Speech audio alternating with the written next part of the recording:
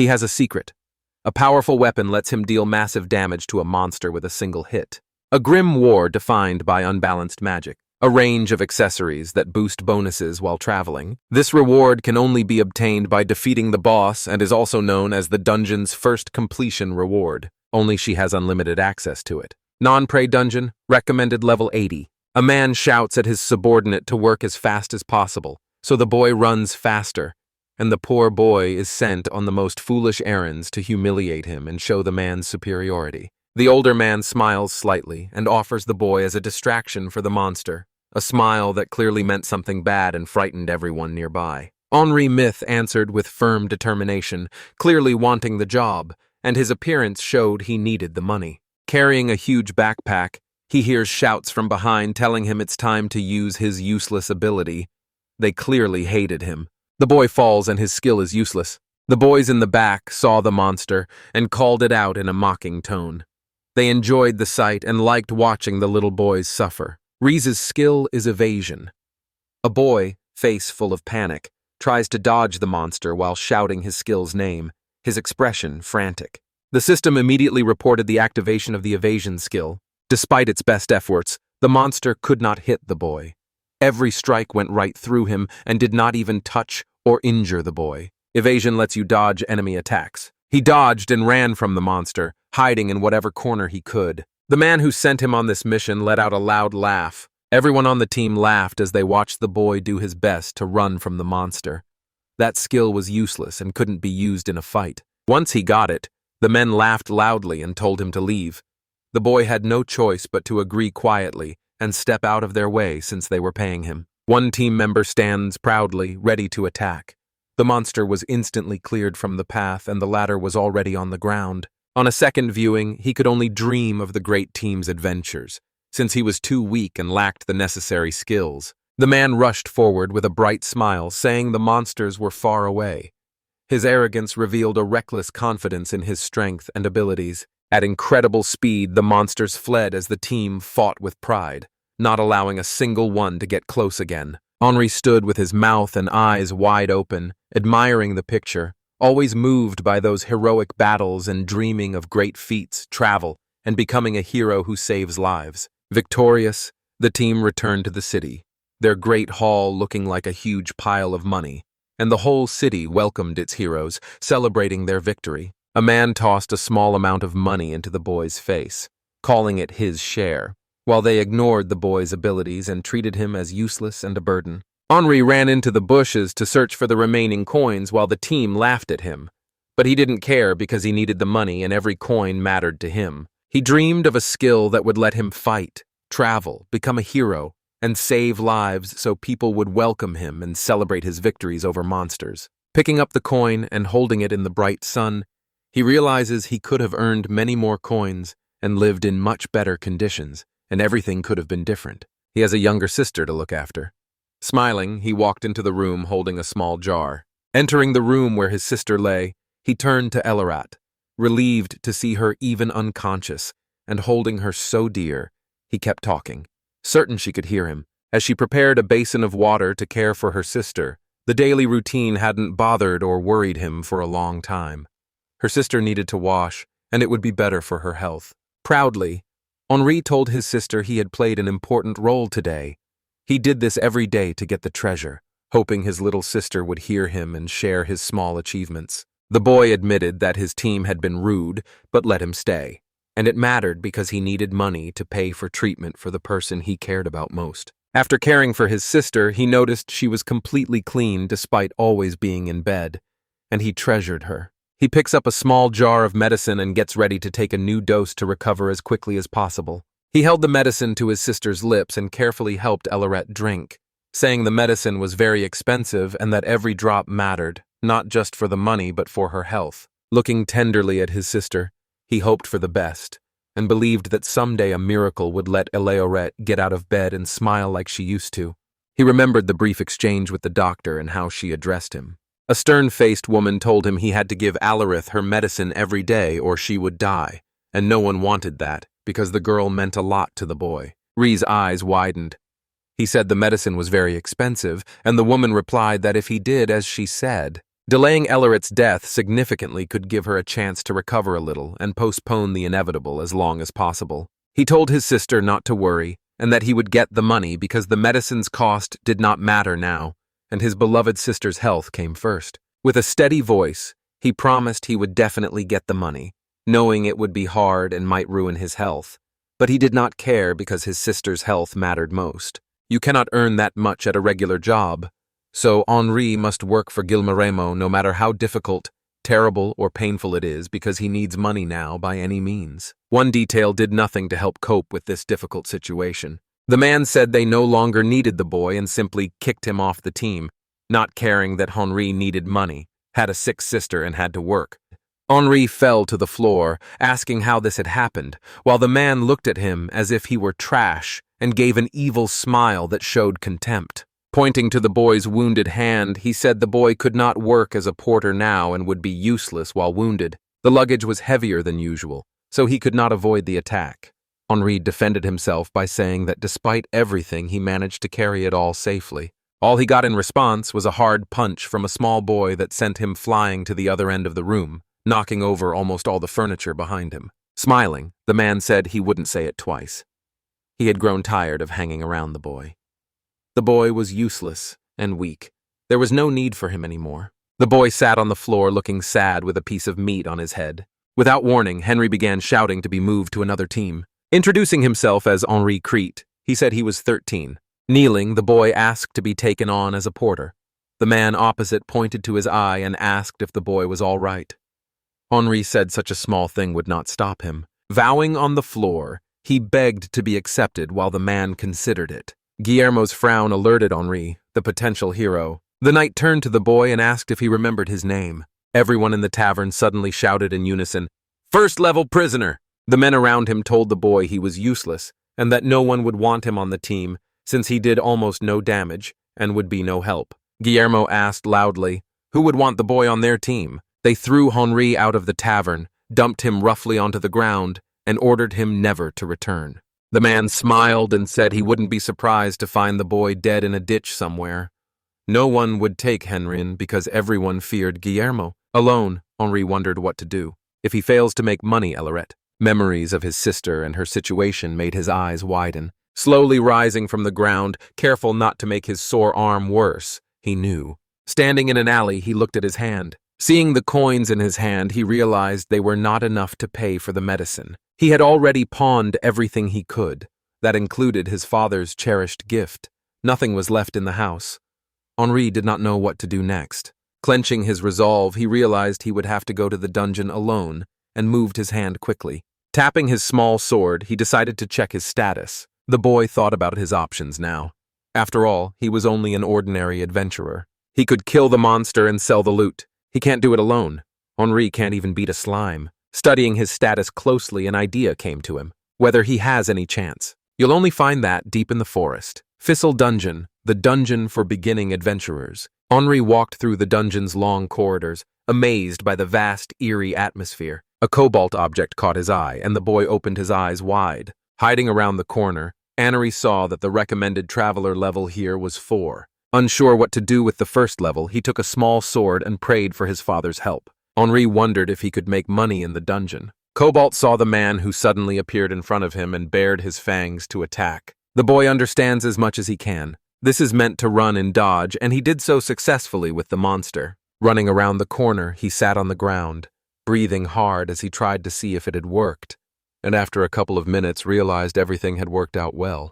Walking forward, he looked for treasure and found a small chest. Moving closer, he slowly opened the chest. Inside was a small plant, and Henri was happy only because he had found an antidote. After running the numbers, he found he could sell it for 5 Ls and became even happier. This was nowhere near enough. He still had 4,956 Ls to collect. Henri was happy he could now earn money as well. Fleeing several monsters, he was relieved to dodge their attacks with ease. Determination lit his eyes as he set out to raise money for his sister's medicine. After finding another chest, he crouched in front of it and wondered what was inside. Opening the lid carefully, he found it empty. Throughout the entire journey, no matter how often he opened them, every chest stayed empty. Henri approached the new chest and folded his hands in a prayerful gesture, hoping there was at least something inside. Once more, I found only emptiness. Running along the corridors, the boy wondered whether those who had been here before him had really cleaned everything up. Gasping for breath, the boy pushed forward.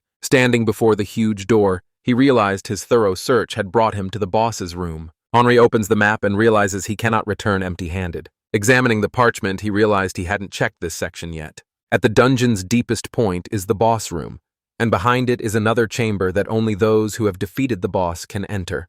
The reward area, unreasonably excited by the idea that there must be a chest there 100%. Completing the dungeon gives the boy valuable rewards he can sell for a lot of money. He realizes that if he wants to buy the medicine his sister needs, he has no other choice. Suddenly, a kobold let out a loud howl nearby. Henri said quietly that he had no time at all for kobolds. From the darkness, another monster emerged and Henri tensed. Several more showed up and the boy started to shake. Several dozen kobolds rushed out of the dark corridor toward the little boy, and Henri felt a surge of panic. He waved his arms and pleaded with the monsters to stop because his sister was sick at home. Admitting she was too good for him, he remembers carefully feeding her and apologizing for giving her the same thing, and she smiled and said she liked everything. He holds his hands in front of him, panic making it hard to think, and suggests the monsters have a picnic before they eat him.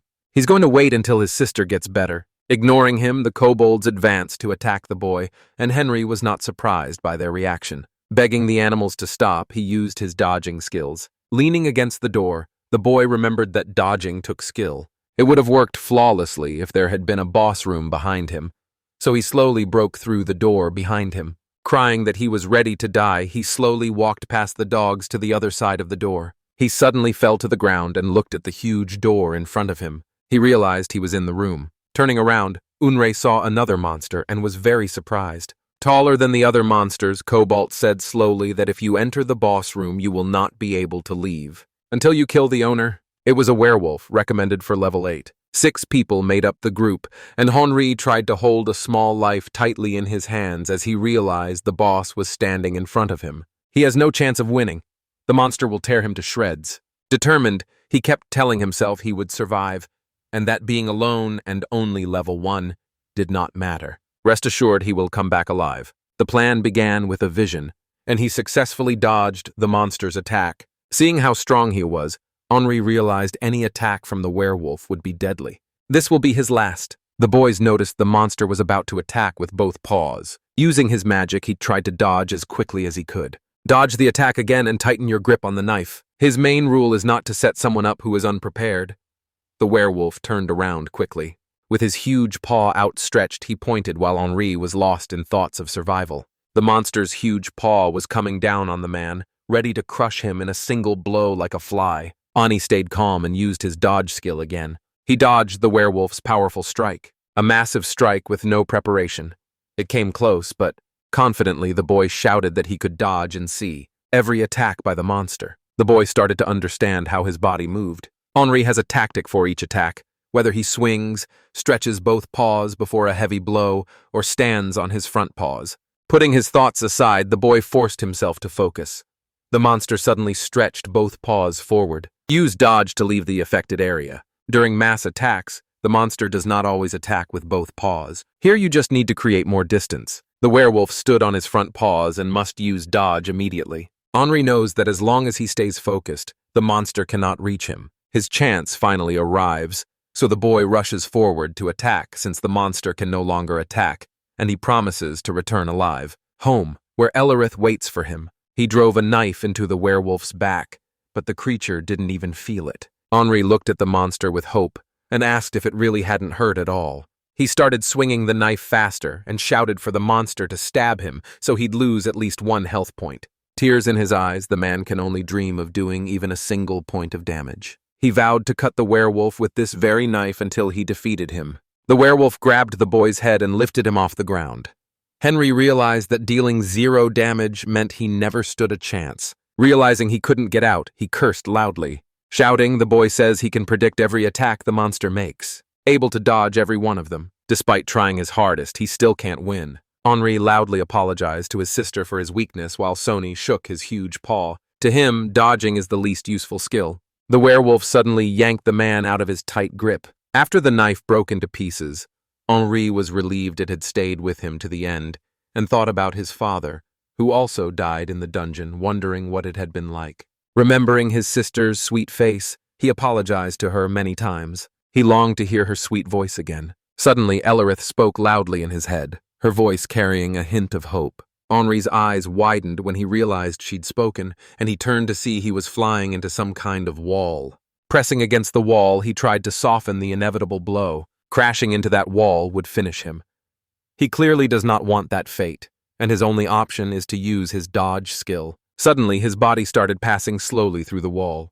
With his eyes still closed, he passed through the wall using his skill. He fell to the ground and never felt the wall he was meant to hit. He lifted his head and didn't immediately understand what had happened. For a moment, he thought he'd already crashed into the wall, then turned his head to scan the room. Before him stood a huge chest, and he could hardly believe what he was seeing. Moving closer to him, the man found the traveler's sword, a huge blade shining in the cave's darkness. Ani had already calculated how much he could earn from the sword that was the reward for completing the familiar dungeon, and he realized that it really was. The reward area in the same room. He still knew he had not defeated the boss. Moving closer, he ran his hands along the wall, searching for anything and wondering how he had passed through it.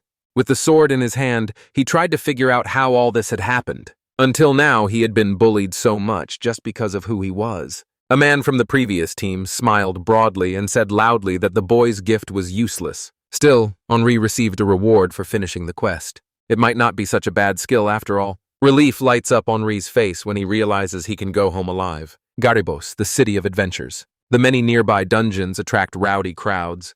This is a city of adventurers. Here, power and money decide everything. In this world, business revolves around the adventures the man grew up on, and people asked whether he had money or was just a common thief, and the boy waved his hands and said the man was wrong.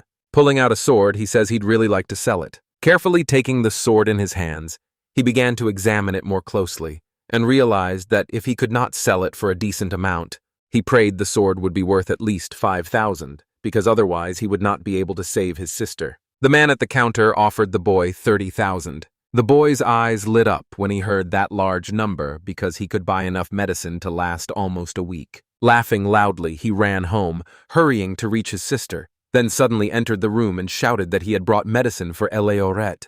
He realized with sadness that he had to give her medicine at least once a day. Henri smiled. Then she will die, and he was glad he had run to her in time. Resting his head on the bed, he began telling his sister that he had managed to get the medicine on his own when he first joined Guillermo's group. He remembered Elrith holding him tenderly to her chest, praising and supporting him, and wondered how often she had been there. Now he's different. Today he returns to Fassel's dungeon. Yesterday he managed to slip into the reward area without defeating the boss by using dodge, and he can do that if he learns to use it freely. With determination in his voice, the boy is ready to move forward and will certainly be able to buy medicine every day. Approached the wall and decided to try passing through it to check. Using the skill, he still couldn't pass through the wall. Henri tried a few more times but never came close to yesterday's result. Suddenly he remembered the werewolf had thrown him out and the unconscious boy had crashed into that same wall. It needs momentum. Yesterday he passed through the wall after being thrown into it. If he can recreate that force, running toward the wall with all his might, he hoped it would work and let him use the dodge skill. The wall pushed him away and he rolled back so the tactic didn't work. Two men suddenly approached the boy, unsure why he was there, and asked what he was doing. They laughed with Ori and said the boy could not level up by banging his head against the wall, but he did not care and only wanted to know how to get to the other side. He wasn't sure what to do because Henri really couldn't understand. Walls can't activate skills. The boy says he already knew dodging only works when enemies attack him. Explain how he managed it last time. Sadness fills his face as he stares at the wall. He is unsure what to do now. He had no choice but to repeat all of yesterday's conditions. He suddenly realized he might fail and face certain death. The werewolf had already spotted him. Retreat was impossible. Holding the knife, Henri knows this is his only chance and won't let it slip away. He was lucky because he remembers exactly how he dodged yesterday. If he attacks again once the monster opens up. The monster grabbed his head again, the same as before. The boy realized he had to act. If he accepted this attack, you would fly into the wall just like yesterday. The monster hurled the man backward with great force. Hitting the wall, he realized that if this didn't work, someone was leading him straight into it and he would not get off that easily. He prayed everything would work out. He shut his eyes tight and activated the evasion skill. Henri managed to fly through the wall and succeeded. The boy was very happy to have finished the task, because to trigger the dodge, he had to be sent flying into a wall by someone's attack. Relieved, he ran to the chest, knowing he could collect the rewards without killing the boss. Even in this case, there are drawbacks. The guild representative told the boy the reward could only be claimed once. No matter how many times you defeat the boss, the reward will never be as valuable as the first time. That's the way of the traveler. This must be worth a lot. Henri slowly opened the chest, no longer expecting to find anything as valuable as the previous sword. Inside the chest, he found his companion's sword again, which greatly surprised him. They brought it back for sale and again received $30,000. The boy had no answer to the man's statement. He worried the seller might suspect him of something. His voice trembled as he said it was a miracle to find the traveler's sword again. The seller fell silent for a moment, thinking over his answer. The man smiled and said it meant there was a small chance of getting a second one if it happened. Patting the boy on the shoulder, he said he loved people who sold him interesting things. Henri was surprised and wondered if all this was a dream. While talking to his sister, he laid all his earnings on the bed and asked what they should do next, since he now had a large sum of money. Slowly, the boy counted what he had earned. The total was enormous. He tallied 41,500 Ls. Henri was happy and wanted to count it again, since he had never had this much money in his life, and now he could take good care of his sister. For a moment, he pictured what he could buy with that amount of money, like food. He abruptly dismissed all his thoughts when he realized they would be spent only on a sister. He began washing his sister carefully, and said he would spend money on all his dreams only after she recovered. For now, all the money would go toward the medicine. Henri was still surprised he had managed to earn 30,000 again. After all that, he still didn't defeat the boss. Rolling the coin, the boy said he definitely wouldn't be so lucky next time. The third time, he was lucky. He opened the chest and found the traveler's sword again, but I think at this rate he will get rich. Henri wondered if it was all because he hadn't killed the boss. If that's true, will the boy keep getting the traveler's sword? This world is full of all kinds of dungeons, each offering its own reward for completion, and in some. This is very valuable, and Henri can get all of it without limits or killing the boss. He never imagined a vision could hold so many possibilities. The boy hadn't felt this good in years. On second thought, one of the rewards could be medicine for his sister. Stopping suddenly, he thought it would be too suspicious to sell a sword in the same spot. Shaking his head, he searched for a dream where he could sell it, when someone suddenly called out to him. Henri heard a familiar voice say he'd heard about the recent sales the man had been making and recognized the voice among 1,000. Guillermo smiled and said stealing is not really a good idea. Tensing up, the boy asked what they meant by that. A large crowd formed a circle around something, watching it and arguing heatedly. A mysterious girl took an interest in the crowd. Beaten, exhausted, and weak, Henri lay on the ground. He had no idea why he had been beaten. Nobody nearby knew where the guards were. Guillermo smiled, held the sword Henri once had, and said the boy was a real thief because he believed the boy had taken the traveler's sword. He lowered his sword and said he did not know the boy had such talents. Ani can't understand why he lacks the strength to shout that he didn't do it. Guillermo smiled wider and said the man would now bring him everything he had stolen. Henri feared he could not answer him. Clenching his fist, the man said the boy should have said yes and prepared to hit. The guards appeared suddenly and loudly demanded to know what was going on. A loud call drew the man's attention.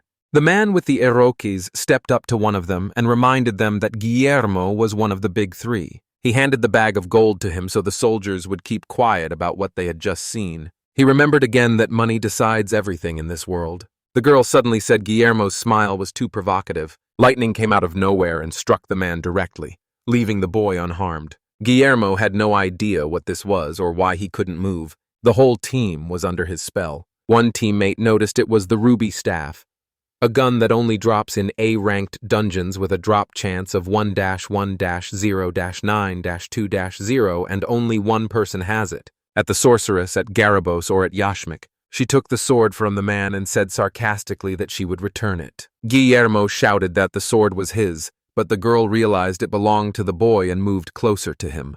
They abruptly yelled at them to leave as quickly as possible, and the man was clearly unhappy at being rebuffed and at having his sword taken away.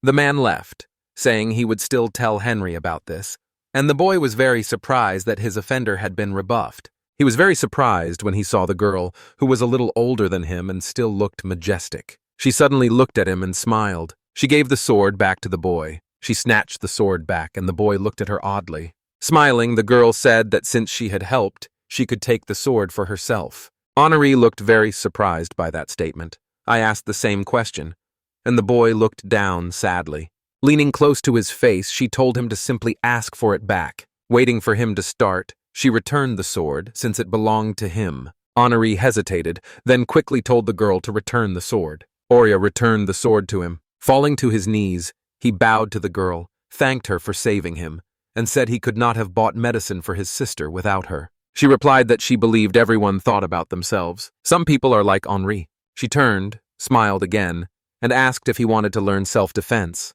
to protect his sister. Back home, the boy started thinking. He always believed he could protect his sister with the money he earned. That turned out not to be enough. However many awards he wins, they can take everything from him as they did today, now that he can pass through the wall. I won't quietly hand over what belongs to him, and he won't be able to protect his sister. Knowing he had to grow stronger through evasion, the boy was about to enter the E-ranked engine, the Spiral Dungeon. The first completion earns the Book of Truths. From the depths of the dungeon came cries for help. The warrior could not understand how this happened after spending so much on equipment. He screamed that he did not want to die here, his cry echoing off the dungeon's cold walls. E-rank Spiral Dungeon with a Dark Orc boss, recommended level 25. Only Henry knows for sure, and to activate the dodge, he must take the attack that threw him into the wall. What the boy needs now for the battle is a shield, not a weapon. He asks the seller for one. The man led the boy into a room with a huge selection of shields. He looked at the shields. One cost 3,000, his monthly food expense, and the other cost 5,000, his monthly medicine expense. At one time, he couldn't even imagine spending that much, and now he can afford something so expensive. A man stepped forward and asked which dungeon the boy was heading to, and Henri smiled and said he was going to the Spiral Dungeon. The seller frowned, surprised to see an E-ranked engine. He walked up to the boy and asked if he was in his right mind. It did not hurt that someone so small had already reached such a high rank. The man asked whether the guy was going after the book and the rewards for completing the dungeon. It's a divine item every adventurer dreams of. Henrioli frowned, and the seller realized he hadn't decided yet. After thinking it over, he took the shield for 3,000 and said that this nonsense doesn't suit him, and he crushed the shield in half. Offering the boy a small golem shield, he said it had 10,000 durability. The man went on, saying even a small band of dark orcs is a serious threat, and God knows how many times he saw people drop their swords and pikes, only to flee or die because their protection was weak. He said the shield is inexpensive while being top quality. The price was 120,000, but the man smiled and said he would give the boy a big discount. Henri was surprised and realized he could live forever on that money. That's not how it's usually done, but the boy managed to reach the Spiral Dungeon. Carefully, he entered the boss's room again. He watched as a huge orc finished off a man, split his skull and twisted his sour body to the side like extra bones, a huge drooling mouth that inspired fear by its very appearance. He grasped the mace with his huge paw, ready to strike. Suddenly, he lifted his weapon and shouted, making it clear he was ready to destroy anyone he saw. You should be level 25 to defeat the ORC. At last, Henri smiled nervously, having decided to buy the small golem shield. Usually it doesn't work for him.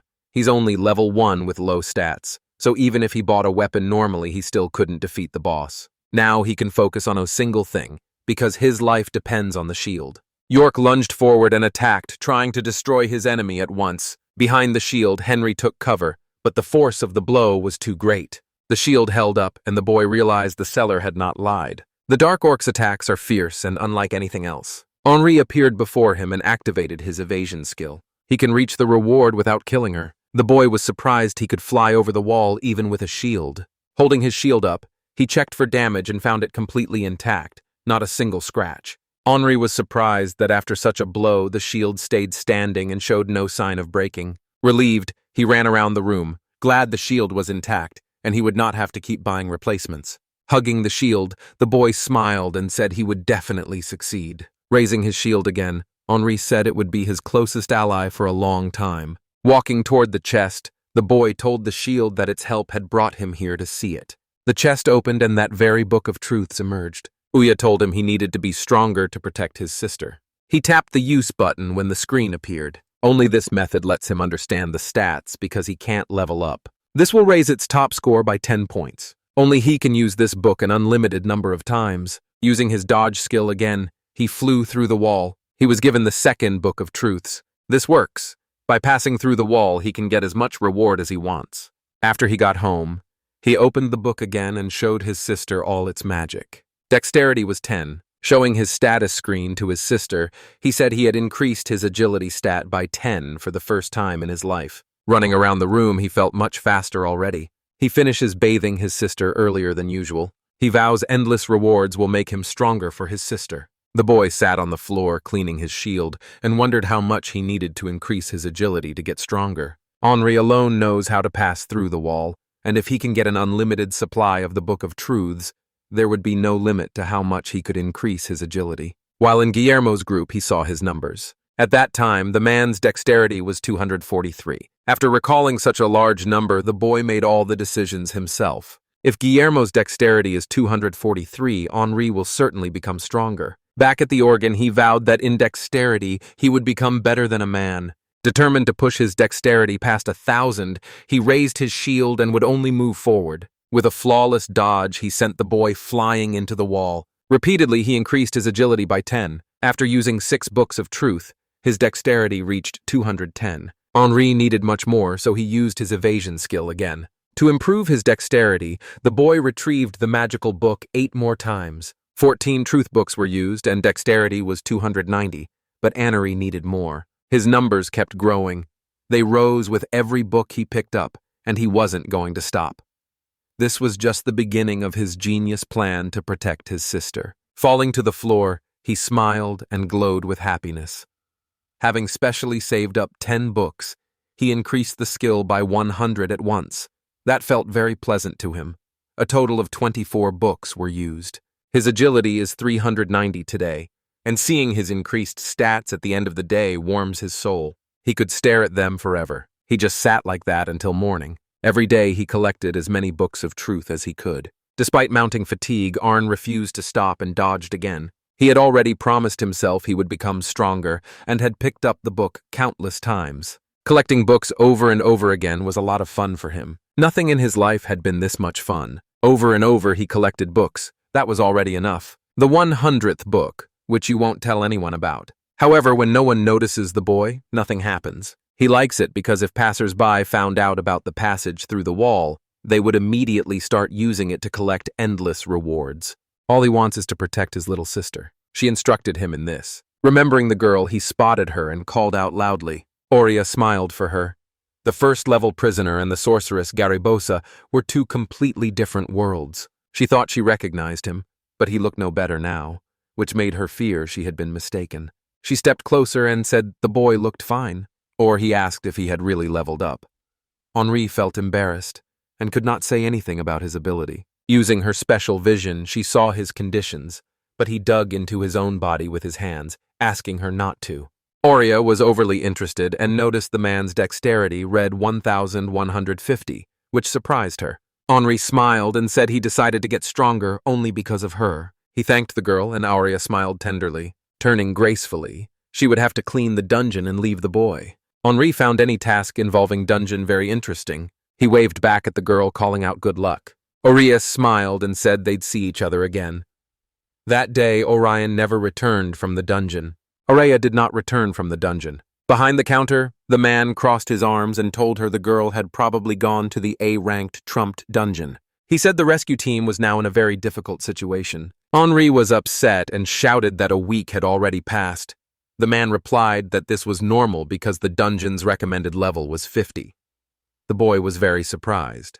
The seller warned that the interior is full of traps, making the task difficult, so all they can do is wait. Unable to stand it, the boy shouted to the seller that he was leaving and ran away. Stunned, the man wondered whether the boy could handle it as a buyer suddenly approached him. The man watched over the boy and asked whether he was a first-level prisoner. The seller didn't at first understand what the buyer was saying, but he smiled and reminded the buyer that the man did nothing but work at his forge. The man explained this boy is called that because he cannot go above the first level, so he is called the first-level prisoner. Angry, the man broke the sword they had just been about to buy. If everything said is true, he knows Henri ran to Tram's dungeon. Inside, knights were already fighting and shouting that a golem had appeared before them. The recommended level for the dungeon is 50. The men said that if this kept up, they would have to retreat, while the boy ran up behind them as fast as he could. The seller thought Henri was immortal because he was the first to enter a dungeon recommended for level 50. Undeterred, Henri ran forward and used his skill to slip past every enemy. At first, the knights did not understand what had happened or what had run past them. It was Henri. With books, he raised his agility to 1,150. With no time to fight monsters, he runs away until reaching Arya. Unlike the previous ones, moving around in this dungeon is much harder. Moving traps are here, the kind found in D-ranked dungeons that throw anyone who steps on them to a random spot in the dungeon. And suddenly the boy was moved by one of them. Henri looked around, trying to figure out where he was. That explained why Oria's rescue was taking so long. He threw the parchment away and realized that if he kept falling for traps like that, the map would be useless. Henri can only keep running until he reaches her, no matter how many times he is teleported. He won't stop because he improved his agility to protect the people he cares about. He can do it now, after all. The boy suddenly fell to the ground right at Araya's feet as she sat with her legs tucked up, dreaming of delicious food. Hearing the crash, she looked up to see what had caused it.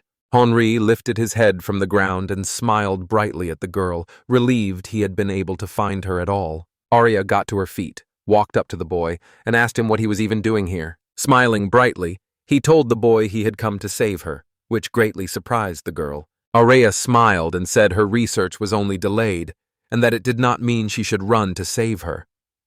Suddenly she heard the boy crying. Clearing her throat, the girl apologized because his sad look had hurt her heart, so she could not just push him away, and the boy suddenly remembered something. He carefully handed Arya a bun because her stomach had been gurgling with hunger recently. Smiling at the concern, the girl replied that she was satisfied with the food. The couple sat in this dungeon and decided to build a fire. Arya explained that on this expedition they had to find every trap, which was why their mate was so confused. She asked whether the boy knew what the number 82 meant, and he did not. Her voice dropped as she said this was the number of adventurers who had disappeared here, and the number was growing every day. The recommended level to complete this is 50, but recently 27 level 60 adventurers, 46 level 50 adventurers, and 9 level 70 adventurers have disappeared, which is strange. A strange rumor had started to spread about the dungeon, the girl added. A hidden room holds a boss, and a moving trap connects to it, throwing anyone it hits inside. He showed no concern for her, saying that the man would die. Silence fell between them. Lowering her head, Maria said she had come to find this room. Eliminate the boss and report back. Henri suddenly grabbed the girl's hand and offered to go with her. He vowed to protect everyone close to him, so he offered the girl help to defeat the boss. He promised he would help the girl fight this monster. Arya was taken aback, and the boy said he had come all this way to save her. She closed her eyes, smiled, and turned to him. Stepping closer to Azir, she quietly told the man to mind his own business, or he would not be able to be her partner. She asked whether this boy truly intended to fight in those rags, since this was not the time to show off, but Oya said she couldn't understand how the boy had managed to get here through those monsters, and Henri was already trying to explain himself. Nearby, 2 men shouted that they'd found another trap. One complained about his job, and the other told him to stop whining. Gilbert Stein, a level 82 man, says he will demand double payment for this, and Keels Anderton, a level 75 man, stood next to him. Heels looked at the man, recognized him as a level 1 prisoner, and asked why he was here, which surprised the girl beside him. She asked sharply whether the boy was really a level 1. He did not know, and Henri answered yes, causing Arya to sigh heavily. She suddenly moved as close to him as she could and sighed again. Pulling him close, she told him not to twitch, and Henri was stunned and had no idea what was happening. She said she couldn't leave him here if he was level 1, so, promising to protect her, he does not realize the girl remembers him as the man she met on the street. He is determined to prove he is not the same person he used to be. He suddenly shouted that a golem was coming toward them. Arya said in a serious voice that the boy should not worry so much about simple golems. Every team member destroyed the golems with a single blow, leaving Henri greatly shocked. At his first level, the boy could only open his eyes wide. Realizing what kind of guys made up his team, Orion sharply warned him that a few traps still remained, so they couldn't relax yet. Keel asked his crew if too many goblins were coming their way. Gilbert said loudly he would convince them to demand extra pay for this. As they walked down the corridor, the girl said sharply that they were near the last trap, which should lead them to the boss, a super reliable shield forward. Is the small figure sharing his determination with those around him? It surprised Aurea that someone at level 1 had so much enthusiasm. She took his shield and reminded him the boy wasn't allowed to move now. She ordered the boy not to disturb her and to prepare to boost his magic by 50%. She stepped forward to advance with her team. They walked straight to the golem's feet. Keel noted how big a guy they'd gotten, and Gilbert complained again that he would demand more money for something like that. Squinting slightly, the girl made our monster and looked surprised that this was all. Heels said confidently that it was worth testing the monster's abilities first, because victory seemed likely, and he used the axe technique. Striking with all his strength and using the rock-crushing technique, he landed a blow, but the target did not even move, and he did not care. Jumping back from the counterattack, he told the team the physical attack would not harm the monster, and it made no difference to him. He suggested the girl try using magic, or he replied that she would try to drown him with magic alone. To be faster, it attacked with a huge number of razor-sharp stones. Aurea froze, unsure what to do, but Gilbert was faster and put his huge shield between her and the stones just before they hit. A stone struck the girl's staff, knocking it out of her hands. Oye, it turned around and screamed about her loss, unsure what to do as the staff lay on the ground. She moved toward him and ordered the boy to stay still. I wasn't sure he would. Trying to walk through the rain of stones, the girl struggled, and the boy's eyes brightened with an idea. Saying it would be better for the girl to wait, he ran forward to recover and return her staff. He ran off, then came back just as fast and returned the girl's staff. Aurea was stunned, not even noticing the boy slip away, and even at her high level she couldn't track his movements. She wondered how much stamina this guy had, but Henri shouted for her to act quickly, so she grabbed her staff and prepared to attack. With the water blade, she made many holes in the monster. After the golem fell, only its remains were left, showing it would not come back to life, and the killers arrogantly claimed their witch was the best. At that moment, she doubted whether to raise the staff because she might be mortally wounded. Henri ran up to the girl with a bright smile and said her attack was amazing, while Aurea thought he could fetch the staff for her. She couldn't see it all, but he risked his life for her. She realized how far he had come. He wasn't here to show off. Bowing her head, she quietly thanked him, but he didn't hear and asked again. Already the girl wanted to repeat it. Suddenly, a massive magic circle appeared beside them.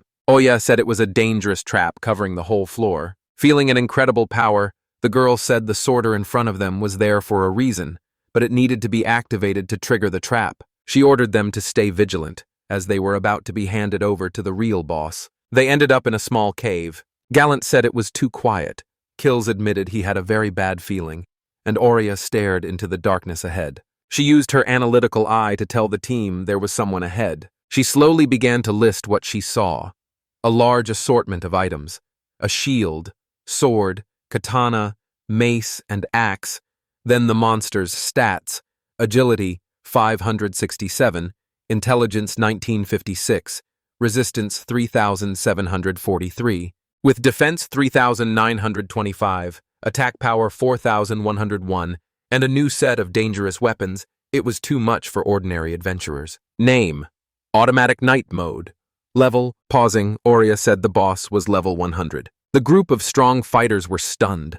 Their levels were much lower, and they had never met anyone at that level.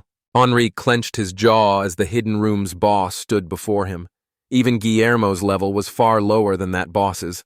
Gilbert thought it was nonsense and couldn't understand how a boss could be so high level that no one could defeat it.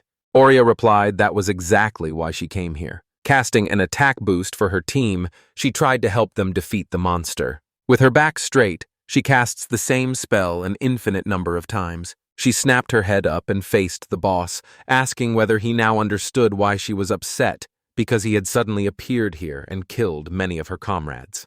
This monster threatens the adventurer's activities and vows the boss will pay with his life. Raising her hand, Aurea spoke, saying that in the name of Shmeek, ruler of Garibos, and for the sake of order in his city, He swears he will destroy the monster with his own hands, whatever it costs her. Henri seemed inspired and opened his eyes wide, his engine at 100, but he did not understand what was going to happen next. Gilbert agreed with the girl and said he had no objection to fighting for him. Kills said sadly that this might be their first fight together, but he had to do it. Gilbert rarely stepped forward, but he raised a shield to protect his team and told the girl to prepare a strong spell. Arya said loudly that he shouldn't think she was weak. Quietly, the monster said his technique was excellent. One blow from his sword struck both the shield and the man before him. Gilbert's eyes widened as he realized his defense had been breached so easily it might as well never have existed. Even after the spell was cast, a scream rang out nearby. Someone called the man, but he was already dead because the monster had pierced him with nearly all its weapons. Cursing loudly, he charged the boss before him, revenge boiling in his blood and ready to avenge not only his city but also his fallen comrade. Knowing he was open after the attack, he felt the strike was perfect and wondered if his hand was moving on its own. He noticed too that the monster had no blind spot. Arya tried to help, but Kills stopped her and told her to prepare her spell. Closing her eyes, she quickly prepared and cast it to help and save her comrade. Knowing he needs the girl's magic to win, he can only buy time and keep fending off the monster's attacks. Panic filled Henri's eyes as he realized he too could fight this monster. He stepped forward a little and asked the girl whether it was true that all she needed for a strong spell was a little time, or whether you tried to stop him. Still alive, Gilbert knew he had to keep fighting. A boy ran past him and threw him a small bottle of medicine, and the man, surprised that the first-level prisoner had run straight into the boss's arms, called out, asked what the boy was doing, and tried to stop him. Keel breathed heavily, badly wounded and losing strength, wanting to run but with no energy left. Attacked from all sides and unable to dodge, this looks like the end for him. The boys suddenly hit the monster on the head, drawing its attention to themselves. Surprised by the prisoner standing before him, Heels loudly asked what he could do with his first level. He added that the boy would die, and later came to that conclusion on reflection. The monster cannot hit him at all. The agility boost has made his reflexes much faster and improved his dynamic visual acuity. Seeing every monster attack in slow motion before it happens, he dodges them. He finally understood. 100 occurs when dexterity is above 1,000. Kills stared at it all with wide eyes, unable to believe what he saw before him. Gilbert also had something to say about this boy. He had no choice but to accept that a level 1 boy had saved them. Arya stepped closer, thanked the boy, and ordered him to step back. Henri dared not contradict her and stepped aside quickly. Knowing the way here, she could shield the adventurers from the worst. Training raised her magic power. The ruby staff and her equipment helped her reach her limit and gather it all. Strengthening spells were also cast on her.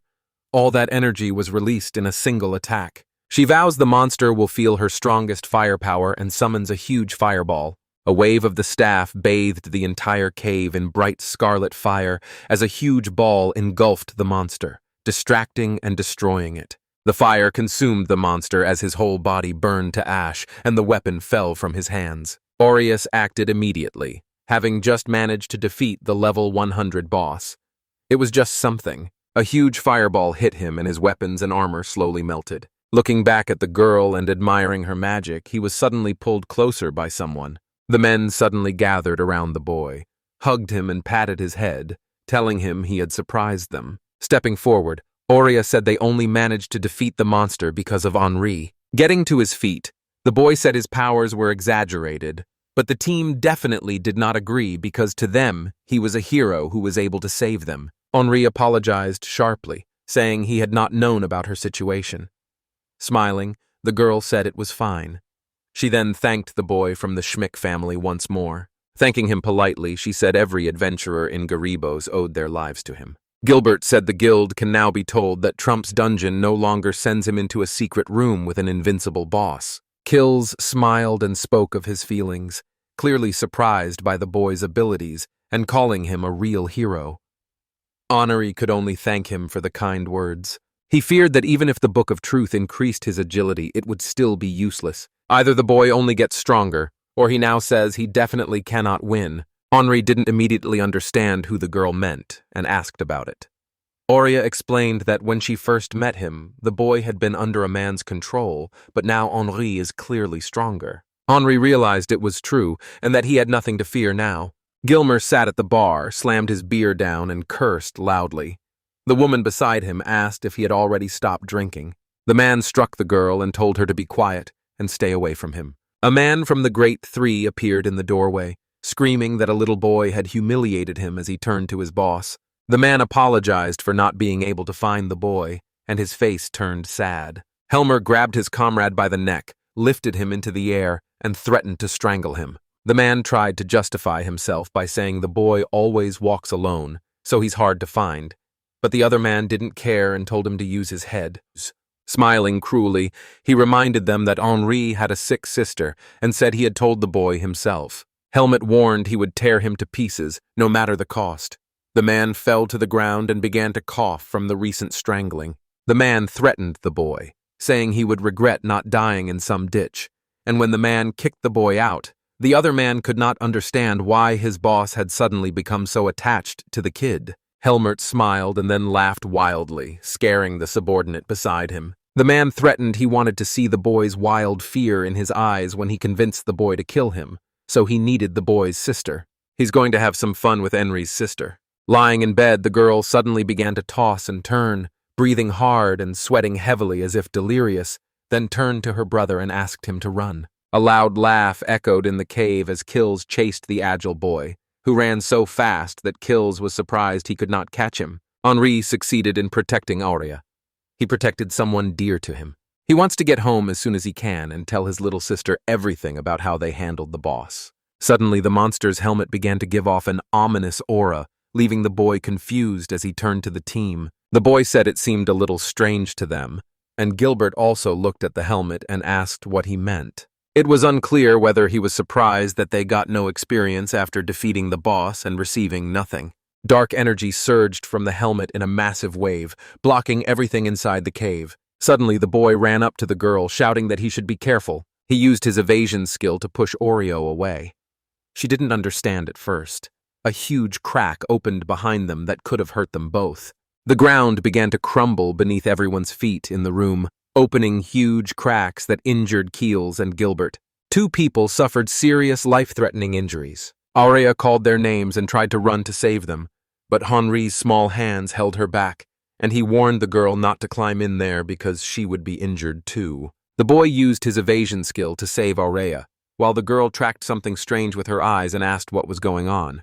Through the haze of destruction, she spotted a shadow and told the boy immediately. She realized the shadow had come from the armor and was attacking from every side. Aurea struggled to make sense of it and realized it was the second form. When the boss falls to a certain weakened state, it changes form and gains new abilities, increasing its attack power and skill effectiveness and making a boss you thought you had already defeated much harder to fight. Aurea lifted her staff and tried to strike the shadow with her spells. Despite trying hard, the shadow escaped every blow, and the girl told the guy she definitely could not hit him.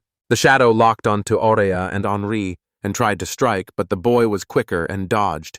The girl asked him to try hitting the spot where he would land if he could not hit the shadow with his agility. Lowering his head, Henri admitted he had only 10 attack power. Dodging, the boy scolded himself and forced his mind to find something to help the girl and defeat him without causing damage. Aurea stepped in front of the boy and said they were alive only because of Henri, adding that the boy could not keep using dodge forever. Henri understands this because dodging in a frame requires a certain vitality. Unable to use dodge, the boy suddenly had a brilliant idea. He turned abruptly to Aurea and said he had a plan, and Aurea grew interested and asked what he had in mind. Henri asked in a serious voice if she was ready to trust him with her life. Huge doors in the boss room mark where Henry can walk through the wall. You can only reach the reward zone after defeating the boss. Everything here was different. Even if the boy jumped through the wall, there was no guarantee a room would be behind it. He could just crash into the wall, and he did not know if he could do it with Aurea. He told the girl the whole plan and called it an adventure, with a greater chance of failure than success. The boy asks whether Aurea can trust her life to someone who is always at level 1. Hearing about life, the girl stepped back in surprise. A dark shadow rises into the air again, its huge menacing shape hanging over it like a blanket of danger. Henri grabbed Aurea and repeatedly used his evasion skill to try to save her. From the 70% of the boy's life, only 50% was left. and the girl grew very worried about Henri. She realizes she would be dead without him. Not just this time. He had always been there to save her when she needed help most. Aurea finally realized that the level here didn't matter at all. The boy turned sharply to the girl. She smiled warmly and said she believed with all her heart in him and his abilities. She says she can trust him with her life. The warm words gave Henri renewed determination and self-confidence. Aurea asked if the boy had a plan, and he stepped forward with his small shield, abruptly asking the girls to raise his protection as much as possible, which greatly surprised the girl. Realizing the situation, the girl asked sharply if the boy really intended to take the monster's entire attack, and he said yes. Aurea grew more surprised, recalling that even Gilberto, at level 1, could not withstand the monster's attack. Either she shouted that the boy could not survive this, or I shouted that he had to. Aware shouted she would take the attack, saying she had a better chance of surviving, so the boy did not argue and ran behind her while the witch took a defensive stance and formed a shield in front of her. Without warning, Henri turned to the girl and she was greatly surprised. The boy said he would never see them again, and looked at the two men who died protecting him, remembering how they had helped. Aurea felt sad and vowed never to forget their feat and to make beautiful coffins for them in the mansion. Henri shouted sharply that the monster was approaching, and the witch tightened her focus, tears in her eyes, as she gripped her weapon tighter. The shadow hit the ground with full force. A massive wave and a cloud of dust, driven by a powerful blow, hurtled straight at the couple behind the protective spell. The shield started to crack. After the huge impact, the water magic shield slowly broke into pieces under a powerful wave of dust and dirt. The shield gave way, and the pair hurtled toward the wall at high speed, as if they were about to crash. The boy turned around and used his dodge skill. A second after reaching the wall, Henri could see nothing. It was pitch dark. Nothing is behind the boss fight wall, and the boy can't believe they ended up in the void. The pitch darkness makes it very hard for him to tell where they are. They definitely fail. Left alone in his cave, the dangerous monster had only Araya's lonely hat for company. The couple plunged into endless darkness. Henri realized they had accidentally found themselves outside the dungeon. It looks very different on the outside than on the inside. A dungeon is another dimension whose space stretches to infinity, or so they say. The boy began loudly apologizing to the girl for falling beyond the dungeon. Suddenly, a thin streak of blood appeared from somewhere. Aurea stood there with blood trickling from her eyes and nose. Reaching back with his hand to stop the girl from falling, he realized it was impossible. The girl and the boy keep falling deeper into the unknown. Absolute darkness lies beneath them. They suddenly hit a hard surface with a loud crash. The protagonist realizes he's on the ground and feels something under his hands as they move, confirming there is definitely a surface. Turning to the girl, the boy calls her name, checks that she is still breathing, and then opens the vessel. He gently places the bottle's neck to the girl's lips and gives her a drink, helping her eat better. Hugs Aurea, the protagonist, quietly thanks God that she is okay and is very glad she is alive. Looking up, the boy says they probably fell to the very bottom at the back of the dungeon. Absolute darkness and emptiness surround them while he wonders what they should do. The boy lifts the girl onto his shoulders and squints, trying to see ahead until he notices a glow and decides to move toward it. Ahead, he spots a small spark of light, like a star in the night. With time running out, he must find a way out and give Ella the medicine as soon as possible. The boy is getting closer to his cherished goal. The scene cuts to a bar. A man slams a glass on the table and orders the bartender to pour another. The bartender behind the counter agrees. Guillermo sits at the bar, clenching his fist, angry that they still haven't found his house and wanting to eliminate him as soon as possible. He complains that his partners are useless and that helpless people are always around him. The toilet handle won't budge when he pulls it.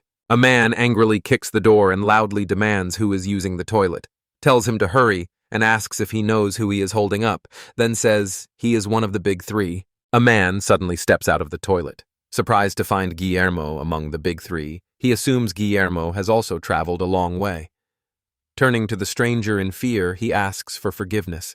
Waldemar stands before him. The man smiles lightly and shakes his hand. They haven't seen each other in a long time.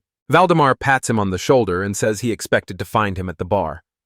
The man, surprised that Waldemar had been looking for him, asks what business he has with him. Waldemar says he came to see him about Henri.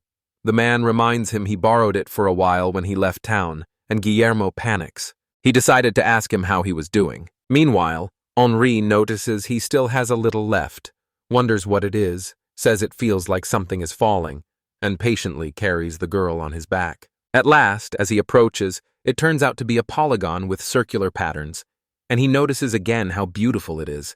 The boy says he's never seen anything like this before, and laments to himself that he lacks analytical skills. The man thinks he can read the status bar. Getting it could let him identify it without analysis. Henry offers his hand. A sudden warning appears on his screen. The system warns that receiving unrealized data can cause serious errors and asks whether he wants to receive it. Seeing the warning, the protagonist asks what it is and feels a little scared, assuming it is not worth taking. At the bottom of the opposite side of the dungeon, there is nothing but endless darkness. He turns and thinks. Finally, Henri tells himself he doesn't know what will happen, but if there's even the slightest chance to return, he'll do everything he can. The boy presses the yes button. He appears suddenly outside the cave. Henry is amazed and realizes this is the entrance to the trumpet's dungeon. The protagonist cannot tell how or when they reach the surface. A small crystal flashes in their hand. The system reports that unrealized data has been received. Henri thinks it could be the thing on his hand and remembers the system reported serious errors. He inspects his entire body for any injuries or marks, checks his status, and reads the window carefully, then goes through his inventory and counts everything. He realizes nothing has changed and is surprised everything ended so simply. Relief and joy wash over the protagonist after making it out the other side of the dungeon. They do not know how they managed it, but they did, and it is only evening. He will have time to give his sister her medicine. The boy jumps up and hurries forward. Waldemar asks Guillermo if Henri is all right. Though a bit downcast, the man answers positively. Very happy about this, Waldemar smiles modestly. He reminds the man about what he said when he left it to him. When the main character returned, Waldemar said he would bring him into the group, then remove it gracefully. Waldemar is upset that the man kicked him out. Guillermo shouts his justification and fear, saying he thought the main character would not last a day alone. The second man disagrees and insults him, claiming no words can describe how foolish he is. Waldemar says all he had to do was bring him to a dungeon with high-level mobs, and the man thinks it will be easy. Yermos says he's done it more than once and grows nervous under the other person's gaze. Each time the boy evades and returns alive, Voldemort grows more amazed by his words and asks again. His expression turns serious, and he stands up abruptly, suggesting they go somewhere else. The other man asks what happened. Night falls and the moon appears in the sky. Two men walk by a forest. Guillermo asks Waldemar what he wants from him. Suddenly the man draws his huge sword and points it at the person he is speaking to. Waldemar says he is no longer of any use and cannot kill Henry. Frightened, the man asks him to wait. He won't bother with formalities anymore and says he will kill him himself. Waldemar asks him if he knows why evasion is called a failing skill. The man says this is because it's hard to use. Execute the dodge at the exact moment of the enemy's attack. Even a slight hesitation will cause it to fail. Usually the success rate is no more than 10%. Few would take that risk when the chance of fatal injury is so high. He remembers the protagonist dodging many times and says the skill is unmatched when he can use it. The man immediately sees where the other person is heading. Henri can use it. Waldemar says Guillermo would not be able to defeat the main character in a direct confrontation. Suddenly the man starts laughing hysterically at the remark, saying that Henri and Voldemort apparently decided to laugh at him. Grabbing the opponent's sword, he suddenly snaps the blade with his bare hands. Waldemar reacts modestly. The man says he still can't stand being made fun of. Anyone who laughs at him will be killed, no matter the cost. Angry, the man shouts that if he keeps this up, he will not be an exception. Waldemar only smirks and looks at him condescendingly. Guillermo shouts that a boy with only 10 attack power cannot be the strongest and cannot even scratch him, and he thinks the helpless boy is doomed to die in despair. Few Garibos can last even a minute against Waldemar in the arena, but Guillermo can. Waldemar wonders if he should leave the matter to him. The other man keeps laughing. Waldemar quietly tells Visan that Henri is still alive, and Visan smiles as he wonders how fate will turn out. The scene shifts to the house as morning arrives, and Aria is already awake, looking out the window at the light. Relieved that she woke, the butler enters her room and the girl assumes someone saved her. He answers her question affirmatively and says the weapon shop owner brought her to the guild, and before that, an adventurer had carried her on his back. A faint blush colors the girl's cheeks when she recognizes the man who saved her as Henri. The scene moves to a weapons shop, where the owner greets Aurea and is surprised by how beautifully she is dressed. She says he'll be properly rewarded a little later but wants to thank him in person now. He says that's unnecessary and laughs. Aurea blushes again and asks if Henri has passed by, adding that she would like to thank him too. After thinking, the man suddenly answers her question with a no. He says he has no time for this now, but the girl does not understand what he means and asks him again. Now the main character fights a huge monster and uses his dodge skill. Back in the Trump dungeon, he is fighting a crystal golem. The recommended level to fight this monster is 62. Staring down his massive opponent with determination, the protagonist says he must become stronger by any means necessary. The protagonist knows that once the monster starts building energy, he has at most a second or two to react. 2 seconds are all he has to jump back, and he succeeds without dodging, relying only on his agility. He can even manage a crystal golem. Despite his clumsiness, he has many ranged attacks. The main character dodges all of his projectiles. If you move away from him, he tends to attack in a single direction. Knowing that if he tries to get closer to them, he will attack her anyway, he is eager to fight again and believes the main thing is not to give up or lose hope. The golem sends out a rock wave that covers the ground around it with huge crystal spikes. Anne sees it spreading across the floor and knows she is literally driving the adventurers up the walls. Slipping under his feet will keep the main character safe. Henry imagines himself standing near Golem's feet, and if you grab Golem's leg during an attack, you take no damage. After the golem tries to shake it off, the protagonist can use dodge and launch his attack. Use this pattern to get through the wall in the room with the crystal golem. The protagonist lands perfectly on their feet. A small chest sits on the lit altar in front of him, shining in the soft light as small tongues of flame flicker around it, and he walks toward it slowly, overcome by excitement and curiosity. Henry knows this reward is for clearing the tramp dungeon, and after comparing the guild's first clear rewards this time, he decided it's what he needs to move on to the next level. Struggling through the automatic night, he could only run away, and Aurea saving him was pure luck. The protagonist remembers his comrades. Gilbert and Kills were far less fortunate than he was. He closes his eyes in bitterness. Henry climbs the steps, wondering if it could happen again. He won't let himself imagine failing to protect his sister. Needing it now, he opens the chest and a bright light pours out, filling the whole room. He pulls a small book out from there and realizes it's an attack skill. Holding a book of knowledge in his hands, the protagonist has a passive skill that, when used, slightly increases the chance of a critical physical attack. Henri swallows, excited, and stares at the system window that asks whether to use the item. Then he sets his doubts aside and presses yes. A sudden rush of strength floods the protagonist and his head begins to ache.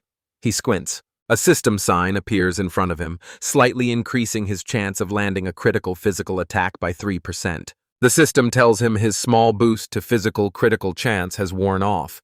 To deal critical damage to the enemy, he must hit a weak point. A weak point is an area with relatively low defense based on 3 indicator values. He remembers the easy dungeon. Monsters there have weak points on certain parts of their bodies. So far, even when he struck a weak point with a knife, it caused no damage. The protagonist doesn't know how much he must raise his attack power to deal that much damage, and with only 10 now, he reaches for the dagger in its sheath. The boy pulls out a dagger and stares at it with a determined expression. Henri thinks the important thing is that he's started, and maybe now he can kill the monster and level up. The main character smiles modestly and blushes slightly, clearly excited as his heart pounds. Rushing to the fortress, he is eager to see what chance this insignificant hobby of the physical creaturon has. He is also curious about what the slight increase in physical crit chance means. He believes that where there is a minor, there is also an average. That leads him to assume the minor equals the average and then the significant one follows. After collecting the books of truth, he raised his agility to level 1,150.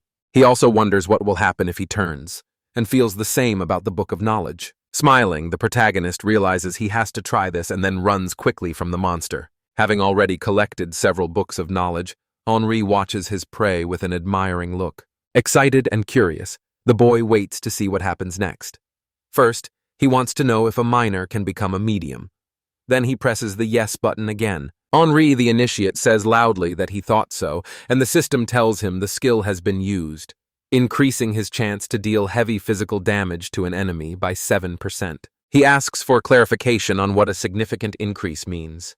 Henri presses the yes button again. He cheers loudly. The system confirms the skill was used and raises the chance of dealing extra physical damage to the enemy by 50%. After wiping his face, he finally realizes what he wants, picks up a large book with a sword on the cover, and Henri asks whether anything goes beyond significant magnification. The system window again says the skill is active, and that it raises the chance of dealing extra damage with physical attacks by 99%. The main character thinks this is an extreme hobby. Amazed by what he has done, Henri realizes this is not the limit, and that more is possible. And because he thought the main attraction was the ceiling, he took only 3 books. Convinced that 99% is more than enough, and that almost every attack will be critical, he still wants to know what happens after the emergency and goes to fetch another book. A short time later, he brings 10 more pieces and sits on the ground in front of the system window, smiling. Henri is wondering whether using the Book of Knowledge while he already has an extreme boost could raise his critical rate to 120%, since he thinks it might exceed 100%. Smiling, the main character says he can boost the damage much faster than if he stopped at a slight increase. The boy presses the button again and a girl appears before him. According to the system, the skill Extreme Attraction, which increases the critical chance for physical attacks, is currently the best and the rest are still in development. Staring at the system window, the main character is stunned and can't believe what's happening. Check that everything is in place before entering the dungeon. He checks his gear and finds a small shield from the golem, food and water, a restorative potion, a map, and a knife. All his things are in place. Henri puts the weapon back and apologizes to him. The man will take it another time and only needs to understand what happened after. He remembers looking at the system point in surprise. An extreme increase in critical physical attack chance has made it unusable, and the boy wonders how long this maintenance will take them. Watching his sleeping sister, the protagonist says he only wanted to check if he could level up. This is what greed leads to. Henri admits he's been very greedy lately, and says that if he manages to level up, he can become stronger. He could save up enough money to buy a medicine that will cure his sister, or the medicine could drop in high-level dungeons, or be given as a reward for the first completion. Stroking his beloved sister's head, he says that as he grows stronger, her recovery gets closer. The main character wants to see her smile right away and look back on the past with a smile. Even before Ellerith stopped getting out of bed, he remembers the girl greeting him with a smile. Then she falls silent. The main character looks terrible, filthy, and wounded. Henri puts the medicine on the nightstand and goes straight to bed, exhausted. His sister says goodnight and watches his back with concern. It was a year ago. They wanted to die on another dungeon expedition and had nowhere to go, so Voldemort introduced him to the stupid Guillermo and told him that becoming an adventurer would let him earn money for his sister's treatment. But the group treated him very badly. Knowing he was doing it for his sister, the boy was grateful only for the money he could get, and although he understood this perfectly, coping with the difficulties alone was very hard. The next morning, the main character will be with his younger sister, who calls him to wake up. Henry asks her to let him sleep, at least on his day off. She is unhappy and refuses, and he says he does not want to get up. Ellereth says she will go alone and leaves the house determined. And when the protagonist only wishes her luck, she replies that she truly will go alone. The girl says he did not understand her, and that she will go for a walk alone. The main character lies in bed for a while, then suddenly jumps up. The little sister has had health problems since birth. They had a rule that whenever she went out, she had to be with someone. The girl in the hat gazes at the landscape with admiration. A vast, beautiful sea stretches before the main character and his sister, and Ellereth is very happy. The girl is thrilled that she got to go to the sea and have fun. The main character finds this odd because his sister usually liked books. Trying the water, the girl says it is cold. Henri's sister understands that if she can come here herself, she sees no reason not to. So she calls him over and says the water is pleasant, and the main character decides to amuse himself since he was dragged here. A brother and sister have fun by the sea, splashing each other, and the main character catches a fish because his agility is 150 points. Henry jumps off a huge cliff beside Ellerith, and a heavy spray soaks her.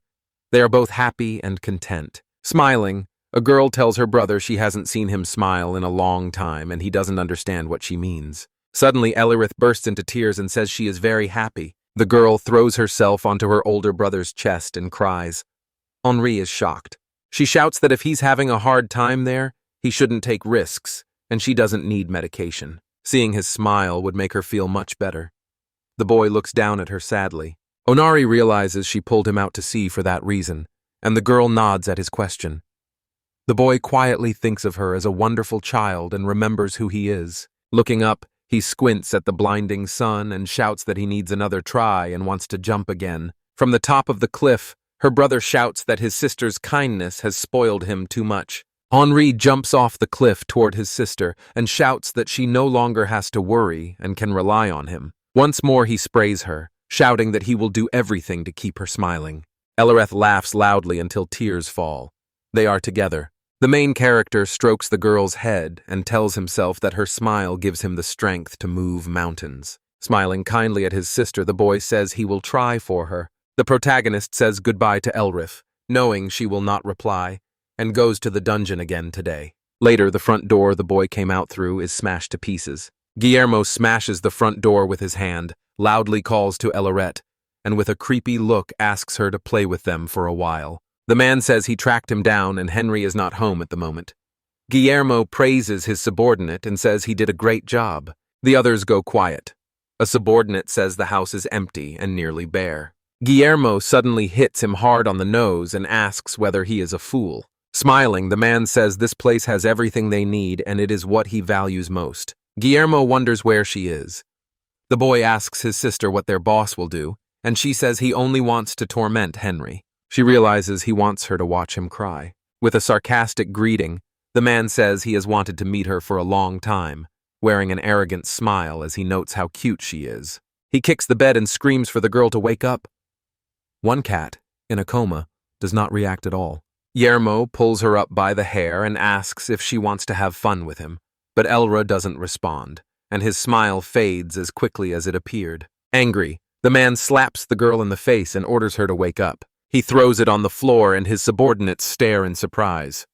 Guillermo is furious that nothing is going according to his plan. Guillermo kicks her in the body and shouts for her to cry out and struggle, then angrily asks the unconscious girl why she does not react to his actions. Moving closer, the woman checks the baby's pulse and assumes the girl is in a coma, with the drugs apparently keeping her alive. Guillermo knows this is very boring. Grabbing her hair again, he frowns because she cannot scream or cry, and he does not understand why she is needed at all or why she breathes. Guillermo wonders what to do with her when a strange idea suddenly hits him, and an evil, rock-hard smile forms on his face. The man says there's nothing he can do, so she should just lie down and sleep.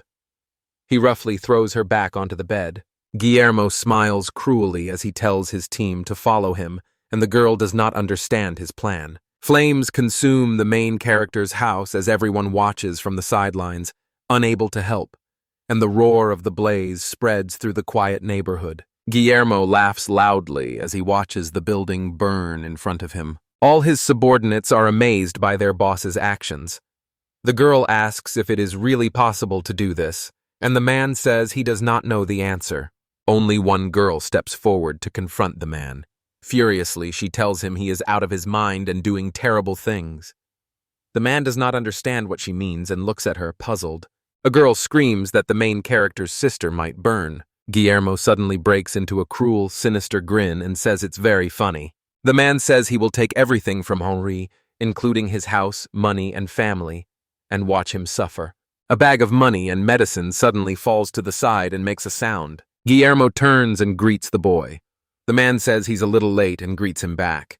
His team stands in front of a burning house. The protagonist stares in disbelief at his burning house and his enemies. The main character's house is on fire. Guillermo stares at the boy with a wild grin. His eyes open in amazement. Quietly, he asks where his sister is and whether she was inside. Guillermo tells him she is thoroughly burned inside and points to the charred house. On his return passes, he moves toward the burnt house. A man asked the boss if they should kill Henri. Guillermo stopped him with his hand and said it was too early. Kneeling in front of his burned house, the protagonist calls his sister's name while a fine tremor runs through his whole body. The main character leans back. Rage and despair twist his face into a grimace. Tears of rage run down his cheeks as Guillermo watches with pleasure while he screams. The man tells him to scream and cry and wants to watch the protagonist fall into despair, asking to be shown what he wants. Guillermo asks the protagonist if he thinks he is to blame and insists Henri is wrong, saying Henri's sister died because he was weak. Guillermo screams that she died because of his weakness. The boy shouts in fury. Memories of his younger sister flashed before his eyes, of her reading a book, knitting a wreath, and the two of them playing at the seaside on a day off. Always the most precious person to him. Her image never leaves his mind. The protagonist falls silent, kneeling as Guillermo laughs loudly with satisfaction behind him. He says the feeling is incredible and asks the boy what he can say. The man asks him to show everything to him. Henri struggles to rise from his knees. Guillermo demands to see despair, and the protagonist turns around with his face twisted in horror. Still, his face shows only steely confidence and determination. A single tear runs down his cheek. Those eyes are fixed on killing his opponent. Stunned by his face, the man asks what is wrong while the team boss dislikes how it looks. Shouting, he asks if the man knows who he thinks he is to look at him like that. Guillermo thinks he is nothing. Voldemort stands on the balcony now, expecting a fight to start soon and assuming Henri can slip away alone without trouble by evading. The moment he realizes he is a coward who has turned his back on the enemy, he will have to face him personally, and he has been doing something interesting for as long as he can remember. The main character meets someone favored by fate when a system cat appears before them, glowing brightly. Certainly, the word fate alone was not enough, and it was more like the first sprout of effort. The protagonist is surprised the status bar appeared. Everyone else is surprised as well. A young girl appears on the system panels and reports the addition of a skill that was previously unavailable. Surprised, the protagonist hears the system say he already confirmed using the Book of Knowledge, so it will update the skill here and now. His skill now greatly increases the critical chance of physical attacks. Light surrounds the boy's entire body. Confident she will satisfy him, she surprises him with her skill. When fate favors him, he can miss the moment or seize it and move on. If the second is true, the main character can become a first-class adventurer. That means he dreams. The main character's gaze is serious and detached. Henri grips his blade. The young man doesn't care about the aura around the main character's knife. His girlfriend, who plays on the same team, says she has never seen anything like this, and he can hardly imagine what kind of skill it is. Turning to his boss, he says he doesn't like it and smiles, surprised they were afraid of Henri. Since he only has 10 level 1 attacks, he thinks they won't even leave a scratch and doesn't care about the skill. Even the acceleration he brags about will be useless when his world runs out. Guillermo screams he will kill the main character. He says Henri was the first to meet his bloodthirsty stare, and so far everyone who stood between him and the big three has ended up kneeling before him. The man says he is the only one who, no matter how many times he tried to kill him, still needed him, and his very existence infuriates him. Guillermo draws his gun and says, "This ends today." The group's boss threatens to kill him with this thing and says his blood is boiling. The man wields the battle axe of despair, which adds about 2,400 attack and increases attack by 2.5 times against lower-level enemies. The man orders the boys to stand still and says he will immediately kill anyone who is unhappy. Guillermo says he hasn't felt that way in a long time. Two opponents face each other. The protagonist does not react to the other's words. When the man asks if he will attack, the other immediately apologizes, calls it a stupid question, and says he will not do any damage. He then starts with his fastest attack. Guillermo delivers a quick blow. The man thinks the protagonist won't be able to dodge. Suddenly the aura around his knife disappears, and the man tenses slightly. Suddenly he sees the boy has stopped fighting and accepted it was useless, and a smile spreads across his face. Here the man will simply kill the main character. He had thought Henri was brave, but now accepts that Henri's life will end as insignificantly as his own and screams at the boy to die. His weapon falls, but it remains undamaged. Shocked that his attack failed, the man wondered whether the boy had dodged. But the boy did not move, and then his subordinate suddenly called out to him. The girl yells for him to look at his hand. The man stares in amazement at the hand the main character cut off with an axe. Seeing a severed limb, Guillermo screams in shock and pain. A horrific scream echoes across the area as he leans over his hand trying to stop the bleeding. The man cannot tell when he was in control and when he cut off his hand. Guillermo wonders if he was the one who did it. The main character stands motionless and does not react to anything. A man asks Henri if he did it, and you shout that he couldn't do it because he only has 10 attacks. The boy suddenly dies and asks him if he's talking about it. Henry says he has the fatal blade in his hand. The boy cries, warning that this skill will cause him the same pain Elereth endured. The man looks at him, amazed. Guillermo's subordinate watches in shock. Her boss clutches his injured arm as she watches in horror. The man beside him straightens and says the boss's defense is unusually high even for adventurers. And Guillermo has no idea what skill could cause it or how it happened. Guillermo repeats the main character's words and calls them absolute nonsense. A girl on the man's team uses the enemy search. She screams that they are all fools and insists Henri could not have done such a thing, since he could not have cut off his hand without anyone noticing, and thinks his friend is hiding somewhere here. Her friend stops her and says Henri did it. With the group's highest agility, he saw everything. Just as the attack was about to begin, Henri jerked away, severed his hand, and came back. She is surprised it's that simple. He says he did it in an instant, and that his dexterity is far greater than hers. No one can stop his attack. Guillermo shouts that this is what he wanted all along. The men suddenly feel his body begin to heal and glow. The boy doesn't react.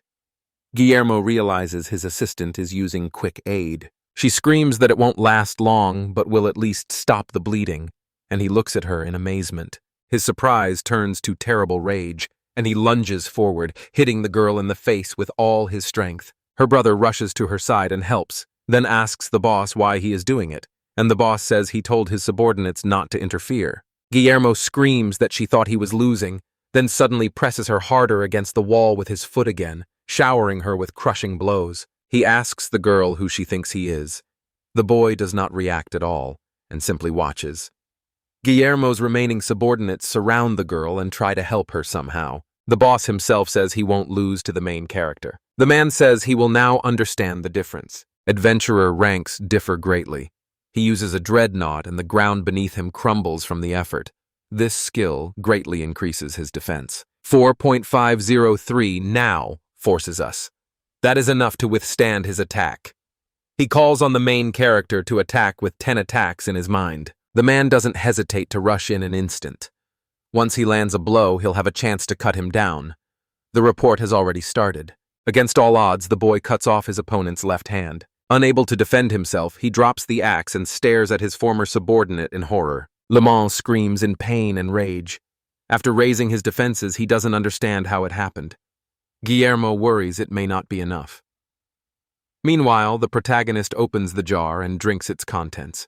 Guillermo realizes he couldn't reflect his fatal blade skill. The boy says his plans are useless. The skill ignores the enemy's defense, and he will not forgive the man for what he did. Turning to his subordinates, he asks why they stood up and orders them to help fight the boy he once humiliated. All of his assistants are confused and unsure what to do.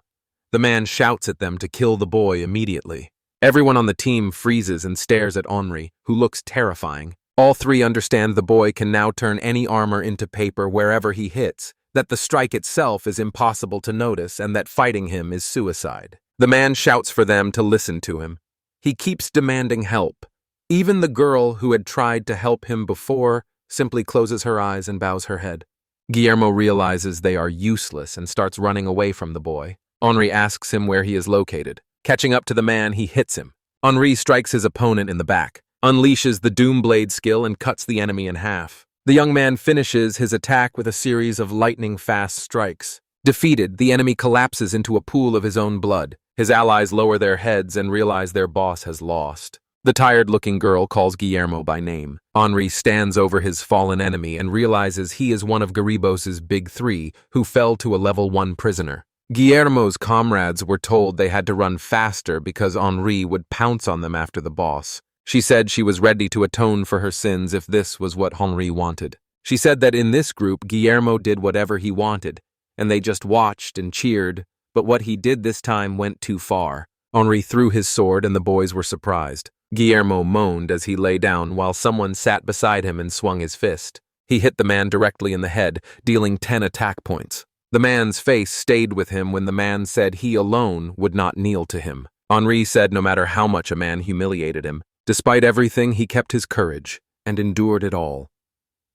The young man began to cry. He endured it all because he had Elaroth. No matter how much the man beat him or how hard he fought back, he always knew Elaret was waiting for him at home. Only her smile let him endure all of it. He will do whatever it takes to keep her smiling. He did promise her.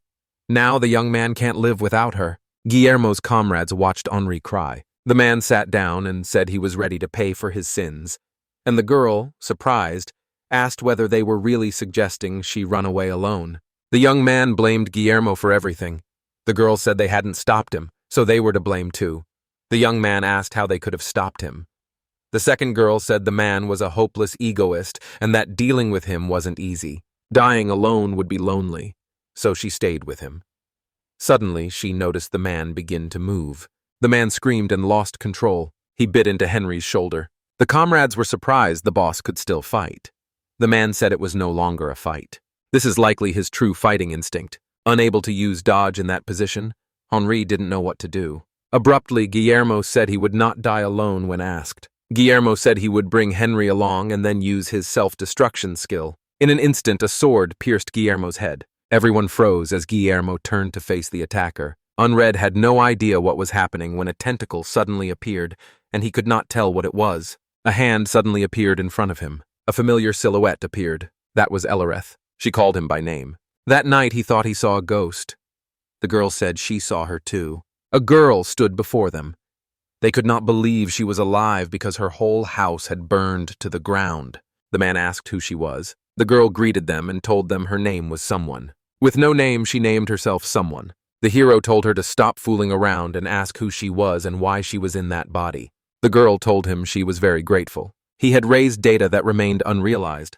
Did someone take on the girl's appearance? Long ago, in a particular kingdom and state, data were created and only content was given. These data appeared in dreams. If they could get outside, what would they do? They planned which city to attack and how to wipe out humanity.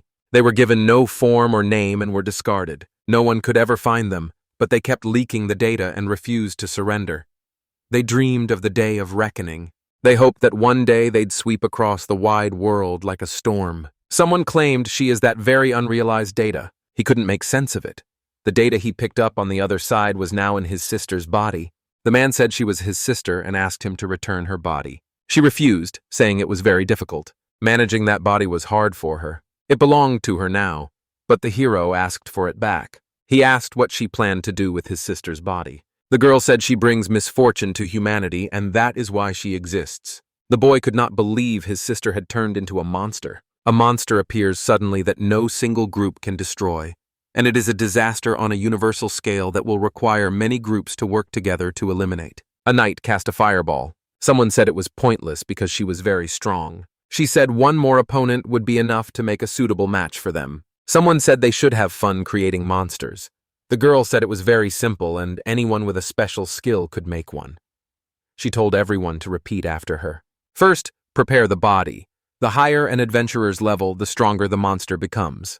They were told to imagine they were making plasticine. The man's hands were properly positioned, and his forehead healed early. Someone commanded him to eat her. A monster swallowed half the girl in a single bite. One of the adventurers began attacking the girl who had ordered him to eat everyone. She said she felt bad about calling him just a monster. People nearby began to run. Someone said she was his mother. She said we should handle the matter responsibly and give him a name full of motherly love. She realized the monster had already finished eating, and the entire group of adventurers had been devoured in an instant, despite their high levels. After eating high-level adventurers, he grew a bit. The girl commanded the shapeless giant to attack. He realized the monster was going to attack the city. So far, he had faced bosses of every size only because he could use dodge. He has now spent all his mana and every potion fighting the monster. Until now, he'd never beaten a boss, but he couldn't just let the monster go. Angry at their resistance, the girl was indignant.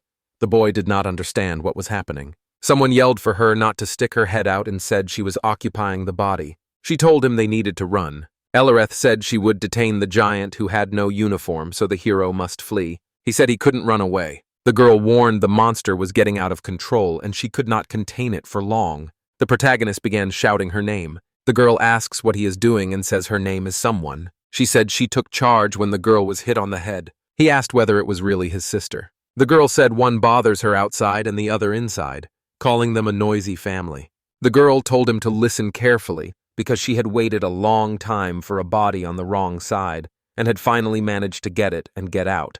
Someone turned to face the formless giant. She said he had to defeat the boy first because she was tired of him. Instead, the monster attacked the girl directly. Confused, the main character didn't know why she was standing still. At the last moment, the formless giant told her he would not follow her instructions and would do as he pleased, so she should not interfere. Having just stepped outside, she found nothing had changed. Once again, the girl was of no use to anyone, treated like trash and unable to understand what she had done to deserve it. She was a raid boss who came to bring misfortune to humanity. Someone claimed she would destroy the world to its foundations. The protagonist grabbed her. The man asked whether she was okay. The girl did not know who to take her guilt out on. The monster told her he hated her and also wants to kill her so he can be free. She said being a raid boss is why everyone hates her. The protagonist promised to protect her. He promised that if the monster tried to hurt her, he would protect her. The girl said he was no better than anyone else. She said she doesn't want to protect her and instead wants to protect her sister who is inside. Someone called him a liar and said she couldn't stand people like him above all else. He called himself a lousy brother for failing to protect his sister. He admitted she was right that he wanted to protect her, and he hated her for taking his sister's body. Thanks to her, he could see his sister again. The protagonist thanked her. She told him not to expect her to save him now. The man said he would protect her this time. Someone called him stupid and said he couldn't beat him. She said his sister inside her began screaming because she was very worried about her brother. The girl asked her to talk for a bit. All his mana was spent in the battle with the monster, and his potions were used up too. He had to find a way to refill it. When Guillermo's group was killed, they dropped their items. He decided to try raising the mana potion first. Only the monster's right hand had grown much larger, and he launched his main attack with it. If he stays careful, his current agility means he doesn't need to worry about his attacks. All that's left is to decide how to attack. He apologized and promised to use the potions. His mana has returned. He will have enough for more than one occasion. The protagonist used the Fatal Blade skill, his only chance to attack the monster. Doomblade is a skill that bypasses enemy defense. To activate the ability, you must hit the enemy once. Mana cost varies with the enemy's defense. Maximum mana is 90. During the battle, he used a potion 4 times to fully restore it. If he does not defeat the opponent before the potion runs out, he will die. Even if he breaks his opponent's defense with his Fatal Blade, such a short dagger will hardly inflict any serious damage. He had to take down the giant with a dagger. On top of that, he had only a small amount of mana. It was utter madness, yet he had no other options. Destroying the monster from the inside was his only option, and a sudden, dangerous thought crossed his mind that the defense could be so massive, his mana use might exceed his reserve, causing his mana to run out during the attack and leaving him trapped inside. He used the Fatal Blade skill repeatedly. The hero kept using it. Each use drained 30 magic power. That put the monster's defense at about 3,000. He had to find the monster's weak points. All the potions are gone and now the outcome must be decided. Unless he defeats the monster now, he will not get another chance. From under the ground, the monster reached out and easily grabbed his leg. The main character can't defeat him easily. The player wanted to use the dodge skill. The bones in his hands were shattered into pieces. His left foot felt numb.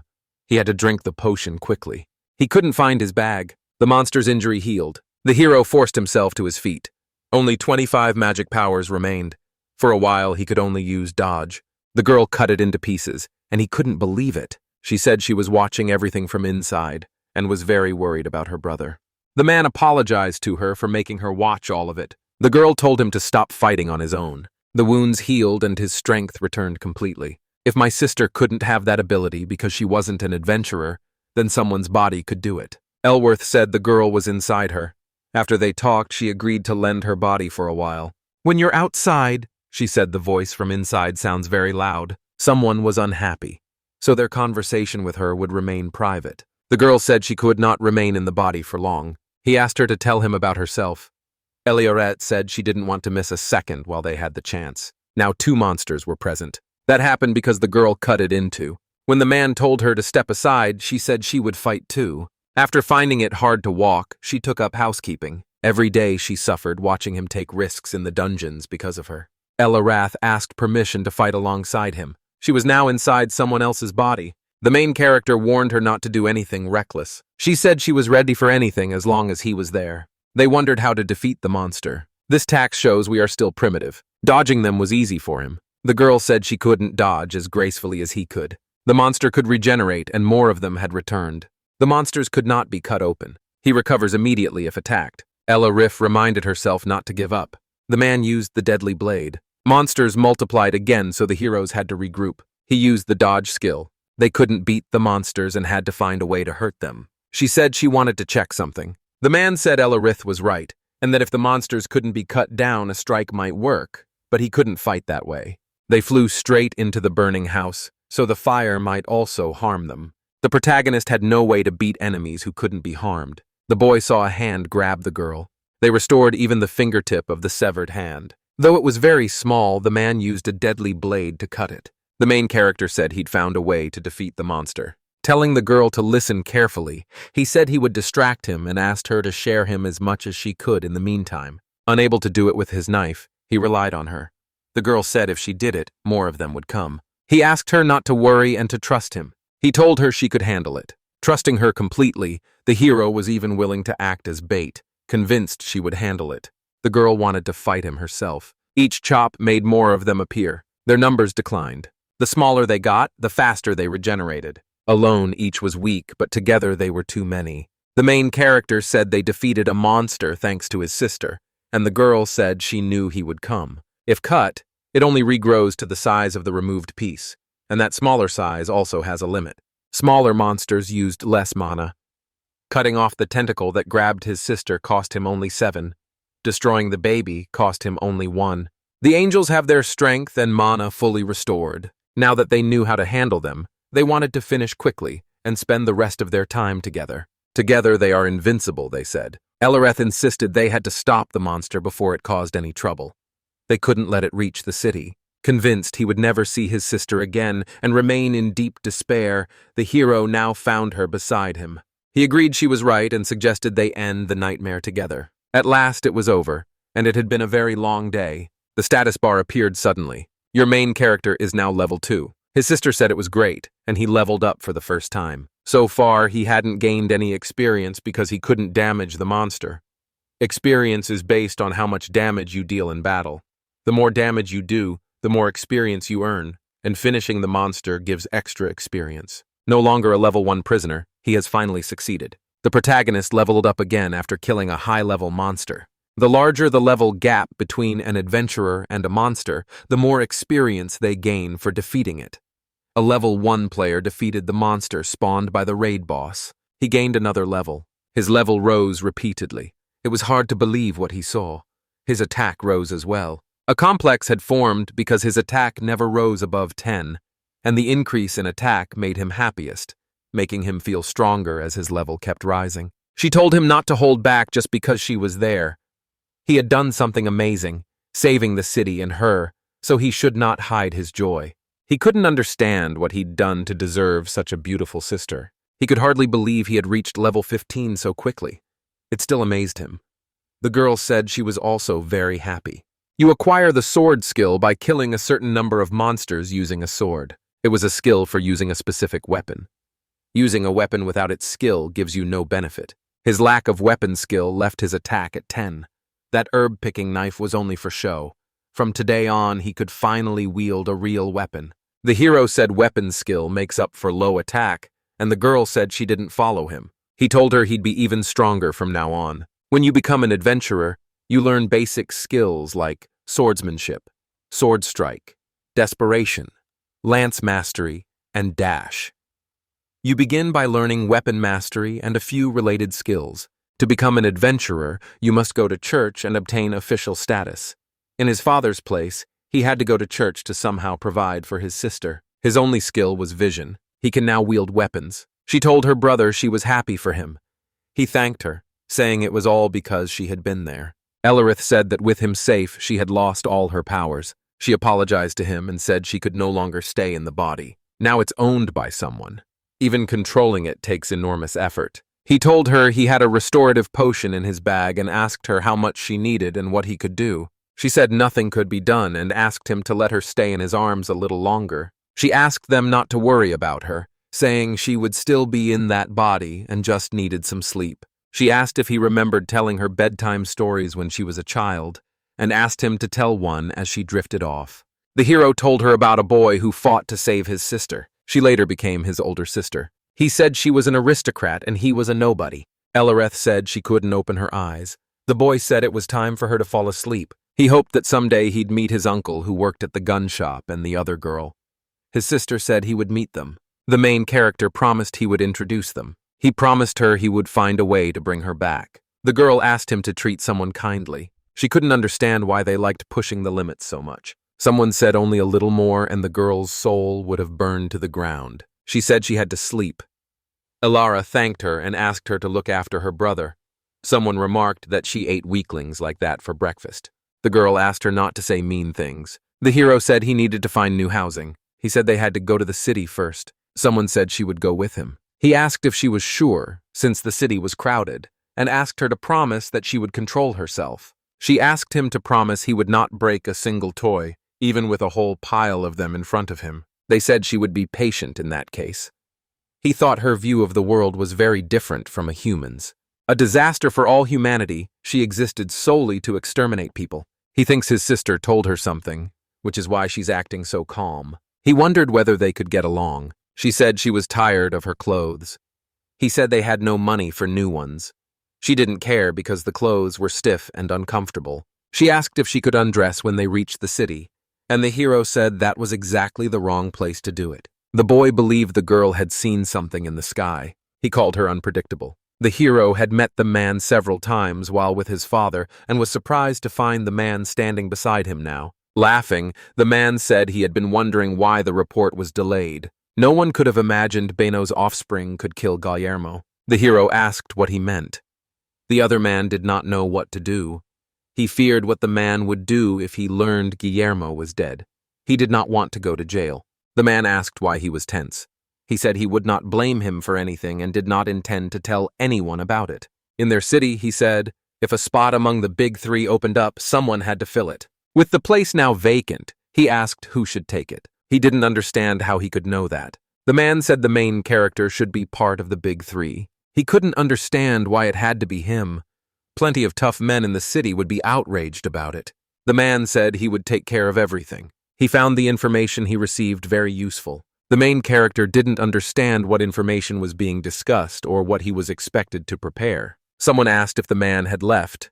Another man asked where she had been all this time, and the girl said her instinct told her she should have hidden. The man said no one could have believed the Guillermo would lose the fight. The city became more interesting.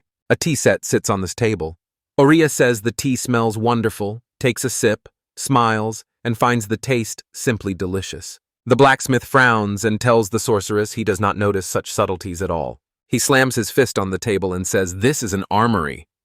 The girl gives an awkward smile and apologizes. She explains she's been coming here every day for a while, which is why. Taking a sip with an impassive face, the man says he can certainly understand wanting to drink tea and relax. He says it must be very hard to sit and wait for someone dear, especially knowing the only thread between them is the weapon shop. And the blacksmith asks the sorceress if he understands what is happening correctly, or if he ablutions. The man remembers she once asked whether Henri had come. He asks whether she ever had a chance to thank the man who saved her. Oya admits it's true, now feeling the moment has passed and unable to find another reason. The blacksmith sighs sympathetically and asks if she thinks it's too late to act. All that remains is for her to gather her courage and call Henri herself, and the man offers to support her. The sorceress agrees and thanks him. Then he remembers something important and rummages in his pocket. A person unfolds a sheet of paper and asks the sorceress whether she knows anything about it. The paper mentions a new dungeon. Aria takes out the same sheet and says she also got it from the guild.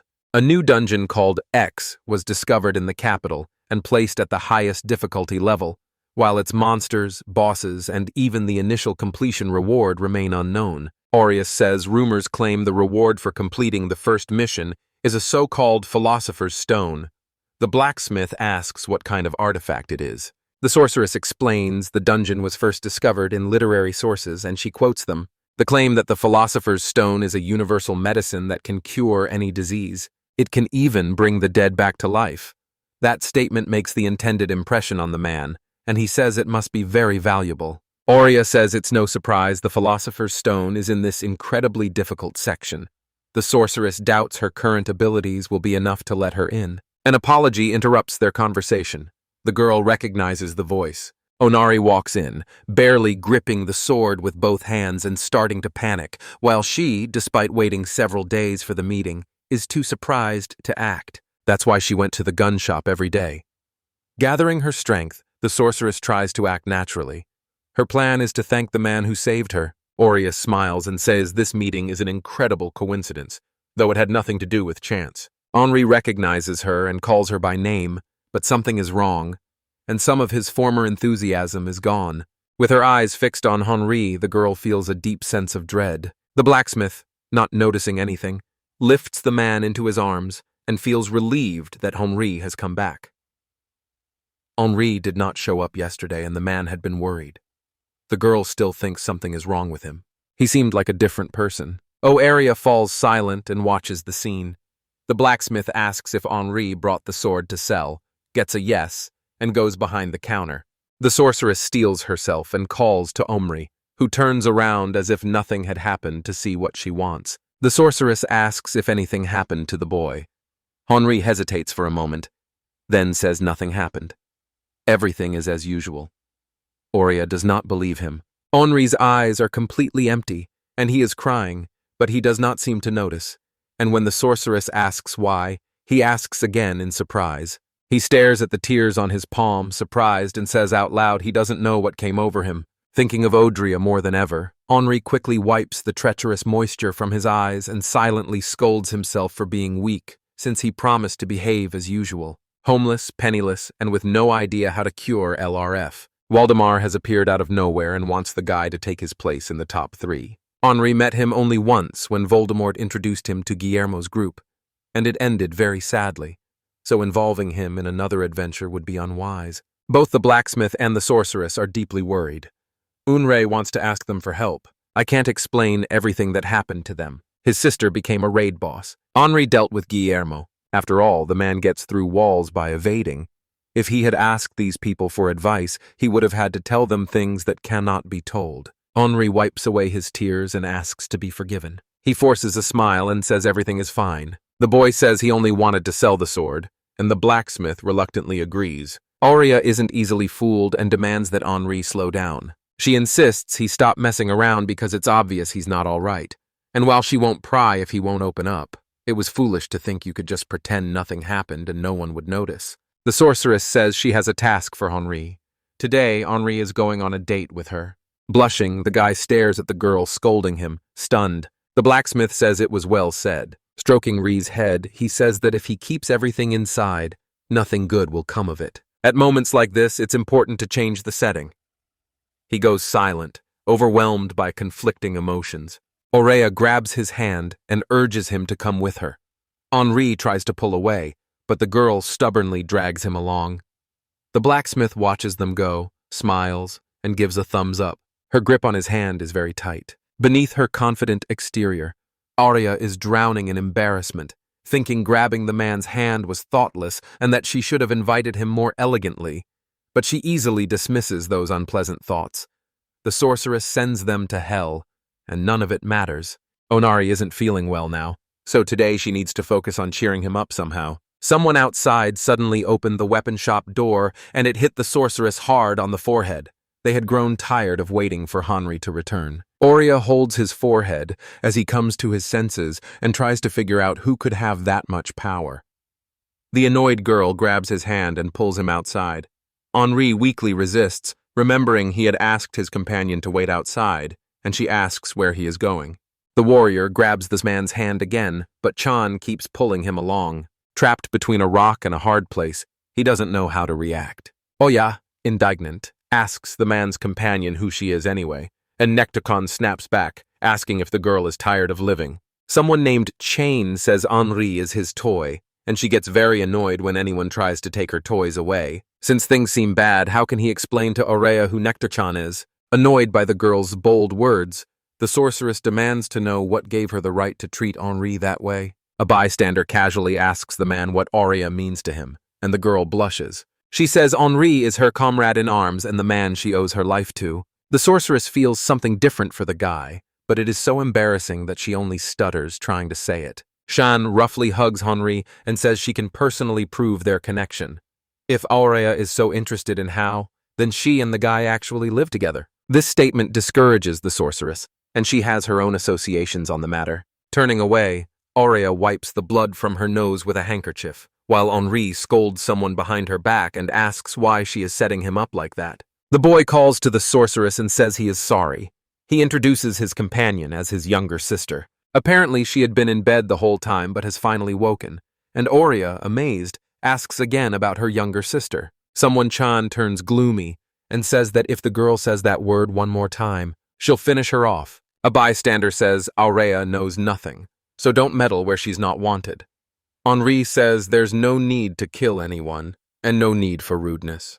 The sorceress remains tense and silent. He apologizes to Aurea and says they need to find a place to live right away, while Chan keeps trying to beat him up. Henri apologizes and says he can't keep the girl company, leaving Aurea sad.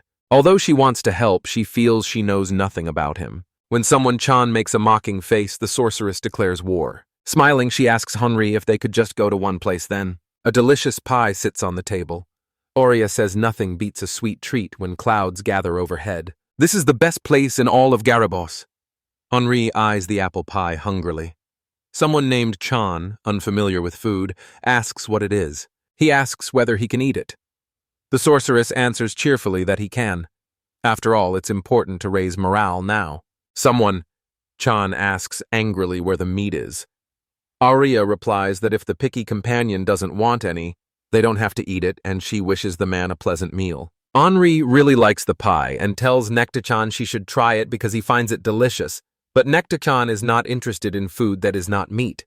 The man tells his companion to sit properly and thank the sorceress. Chan reluctantly agrees to try. Aurea casually invites her to help herself. The girl casually sniffs a piece of pie and takes a bite, triggering an unprecedented reaction. Someone chants, eyes widen, and her mouth opens. Clutching her head and unable to express the feelings that overwhelm her, she starts jumping and rolling on the floor, and what she has tasted seems incredibly delicious to her. The girl accuses Aurea of being a fraud and says she fed her a pie to get into her head, while the sorceress just smiles and chuckles. Aurea smiles ominously and says it's true in a way. Suits have a dangerous temptation because the euphoria they cause makes overeating more likely, and that expands the area of the body the enemy can attack. Nectar-chan gets angry and Henri says nothing will happen to her if she doesn't eat too much. Again, he asks his companion to sit properly and eat calmly with cutlery, and the girl asks suspiciously whether anything will happen to her. He assures that everything will be fine. Henri thanks Aurea, saying it was delicious, and the sorceress accepts the thanks with a smile. She asks what to do about someone named Chan. The poor man remains hysterical. On the ground, she keeps repeating that the sorceress is trying to get into her brain, and Aurea notices the repetition. Henri invites his companion to come over and thank him properly. Sean suddenly jumps up and covers his face with his hand as he thinks of Aurea. She is crying. She said she had no idea something this delicious existed. Aurea believes she somehow chooses her words in an interesting way. Rather than linger, the sorceress theatrically spreads her arms and announces there is much more. That includes the meat dishes the girl loves most. Chan opens her mouth in amazement and anticipation. Pointing at a whole roasted carcass, she asks if it tastes good, and Aurea replies that it is very tasty. Chan then looks at the grilled sausages, asks the same question, and immediately gets a similar answer. Someone. Chan walks down the street, happily gobbling the treats he bought. Henri apologizes for buying so much. Aurea smiles and tells him not to worry. The girl reminds the hero that she still owes him for saving her from the automatic knight. The guy says she doesn't owe him anything. Blushing, the sorceress says they still seem to have a date and went out for a bite to eat. Chan points to a shop, turns to Aurea and says, "There's something tasty there." Henri shouts at her that that's enough for today, and this is the last time. The sorceress thinks it actually looks more like they're babysitting a child. He replies defensively that nothing can be done about Nectar-chan or the real AFs. The girl says their companion is funny, while the other remains silent. Chan tells the shopkeeper she needs 3 servings, but he doubts the sorceress's words. She looks cute, stamping her feet impatiently.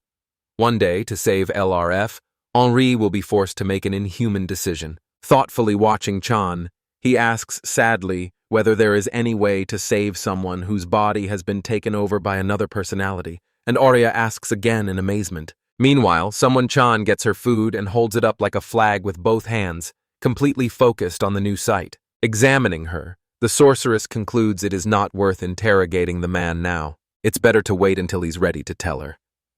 Uriah says aloud she doesn't think she's ever heard of such a thing, and Henri agrees. The sorceress suddenly remembers something, hands the boy a paper and asks him to look at it, saying it mentions a new dungeon discovered in the capital. Henri reads carefully. Aurea says she heard a rumor that the reward for completing the game is a so-called philosopher's stone. With its help you can bring the dead back to life, or so they say. This is still a reward for clearing a dungeon at the highest difficulty. The sorceress suggests this might be the very miracle that can solve all the problems troubling him now. Henri tries to answer, but the sorceress suddenly remembers and apologizes, saying she never thought it could be impossible. And the man replies that everything is fine. Henri reminds us of universal problem-solving principles. When you face difficulty, raise the level. When something torments you, raise the level. When you want something, become stronger. Work hard and you can get everything you want. Choose to be an adventurer. Surprised, Aurea looks at Henri, then quickly blushes and smiles. Nectar-chan interrupts their idyll. Rushing to the sorceress, she shouts that she took everything. The shopkeeper's calls behind her show he's unfamiliar with the idea of paying a raid boss. For now, the man's problems remain. Now he knows what he'll do. After marveling at Necto-chan's antics, Henri thanks Aurea for everything. He'll start by getting the Philosopher's Stone, declaring he will become stronger. Smiling, the sorceress says she recognizes old Henry. Aurea grabs Henri's hand and pulls him along, saying the man looks completely unsuitable for an adventurer going to Dungeon X. Today, the sorceress will give him her parting gift. Aurea brings Henri to a clothing store, and they quickly pick out a new outfit.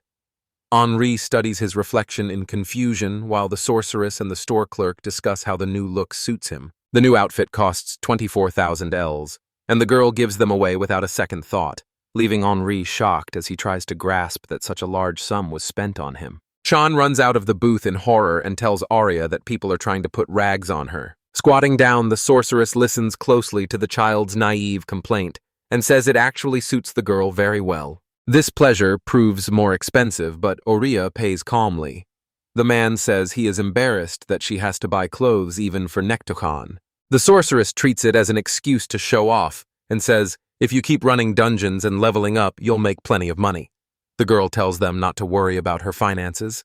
The worker says they should just thank her, and Henri follows that advice. Unrei thinks about how the high-level adventurer never ceases to amaze him. He and the sorceress walk, holding Nectar-chan's arms. Aurea asks what happened to the boy's shield. Henri smiles awkwardly and says he accidentally broke it on the monster, which only raises more questions. The small golem shield is very strong because it simply cannot be broken. Only strong magic will let the sorceress break it. She wonders what challenges the man faced then. Oreo grows gloomier by the minute, thinking how anyone could remain completely unworried in such a situation. Menacingly, she says they will buy a new shield now, and Arnie can only agree. Near the weapons shop, the sorceress spots a man in a business suit and tries to figure out why he is there. Aurea steps closer and asks what happened.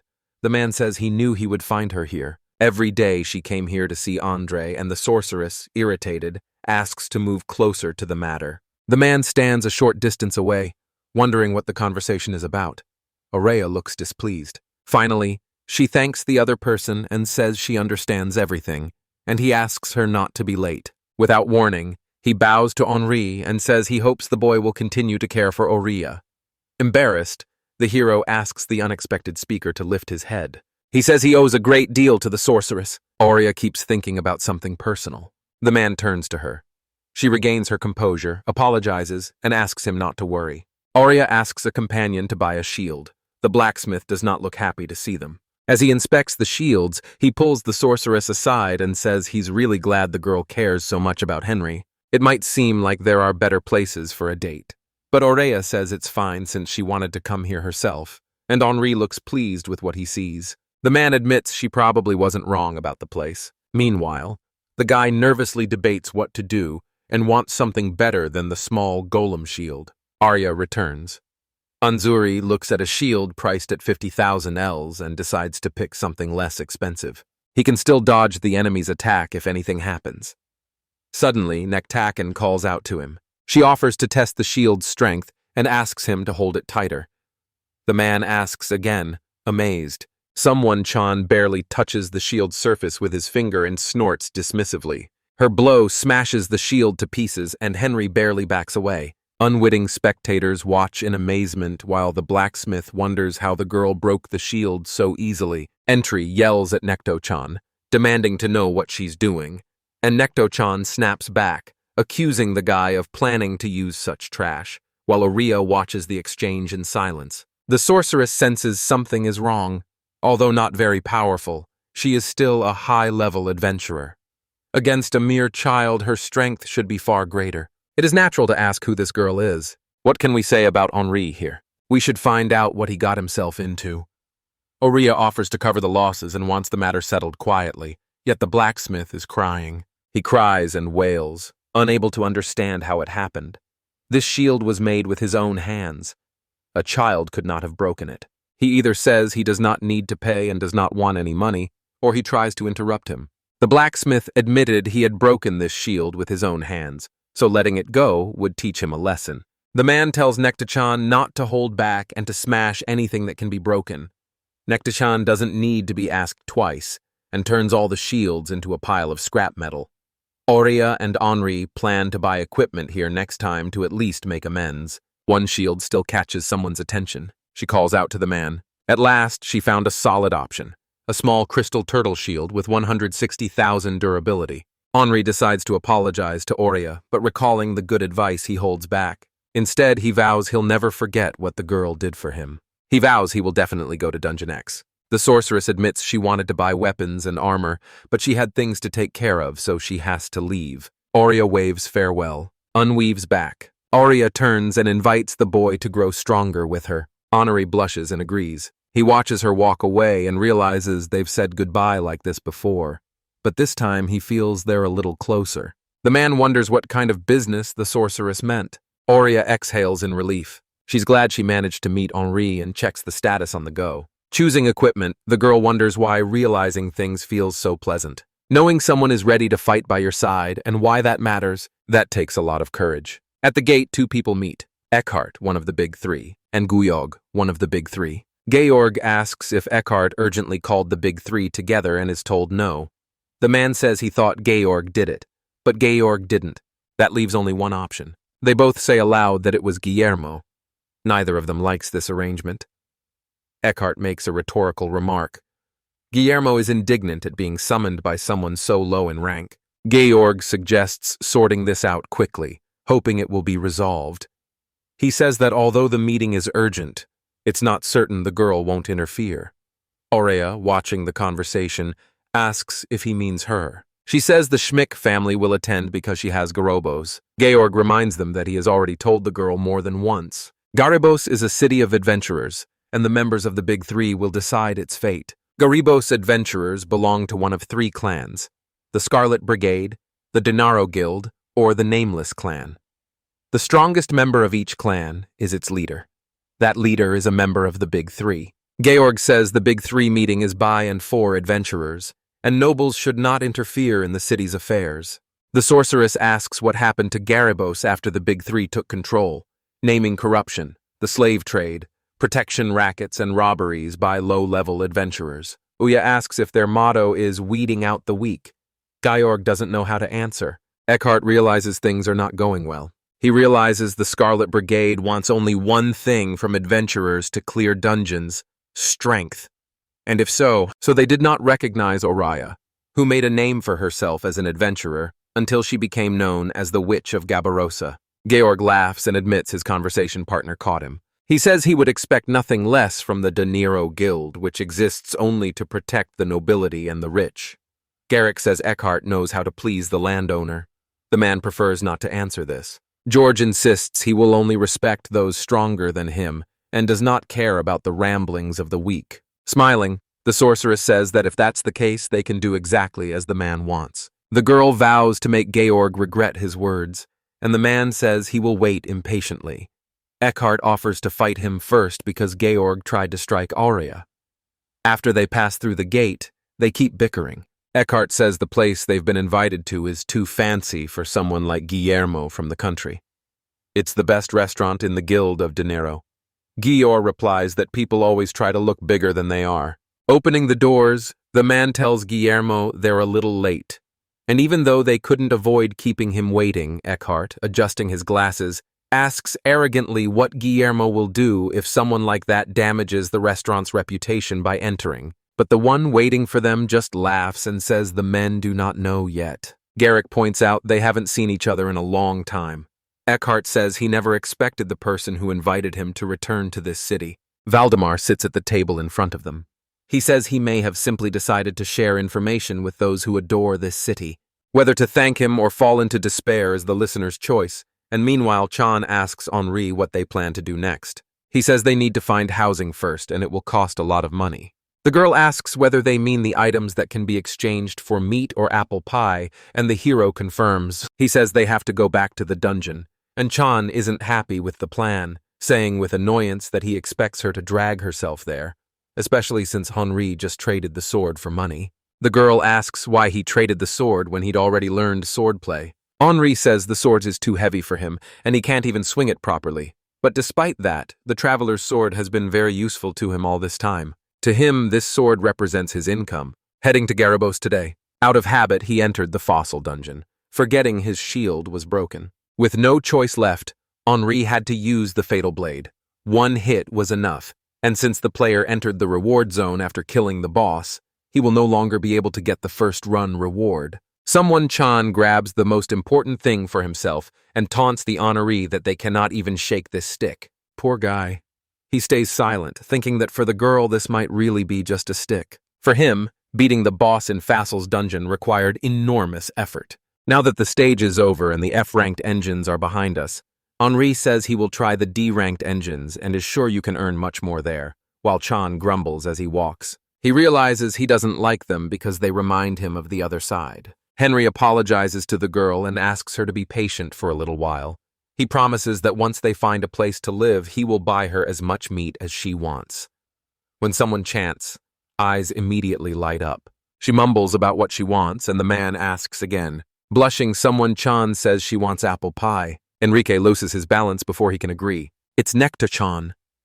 Encouraged by the prospect ahead and seeing the man already following, she says she should have said so sooner and calls him to the dungeon. A cry for help echoes over the rooftops. Running down the street, Henri sees a child asking for help. He grabs passers-by by their clothes, but they just wave him off. Tears in his eyes, the boy says his brother went into the dungeon and never came back, and he is only level 1. The person he asks remains unconvinced. The man lifts his weapon to strike. Henri lifts the boy into his arms.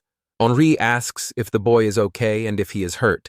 After being told everything is fine, the boy promises to save his brother. The Big Three turn to Waldemar. Georg asks what he is doing at the Big Three meeting.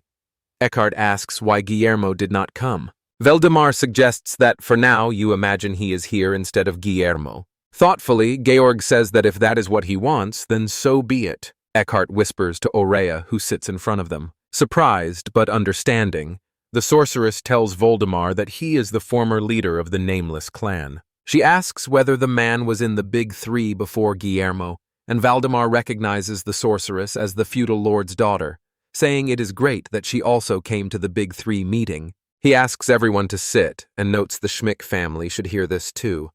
The man says he is the one who gathered everyone here today. Valdemar asks the gathered leaders to guess why he has summoned everyone who can influence the adventurers.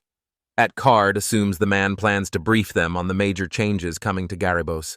Valdemar stands, takes up the sword, and announces 2 items on today's agenda.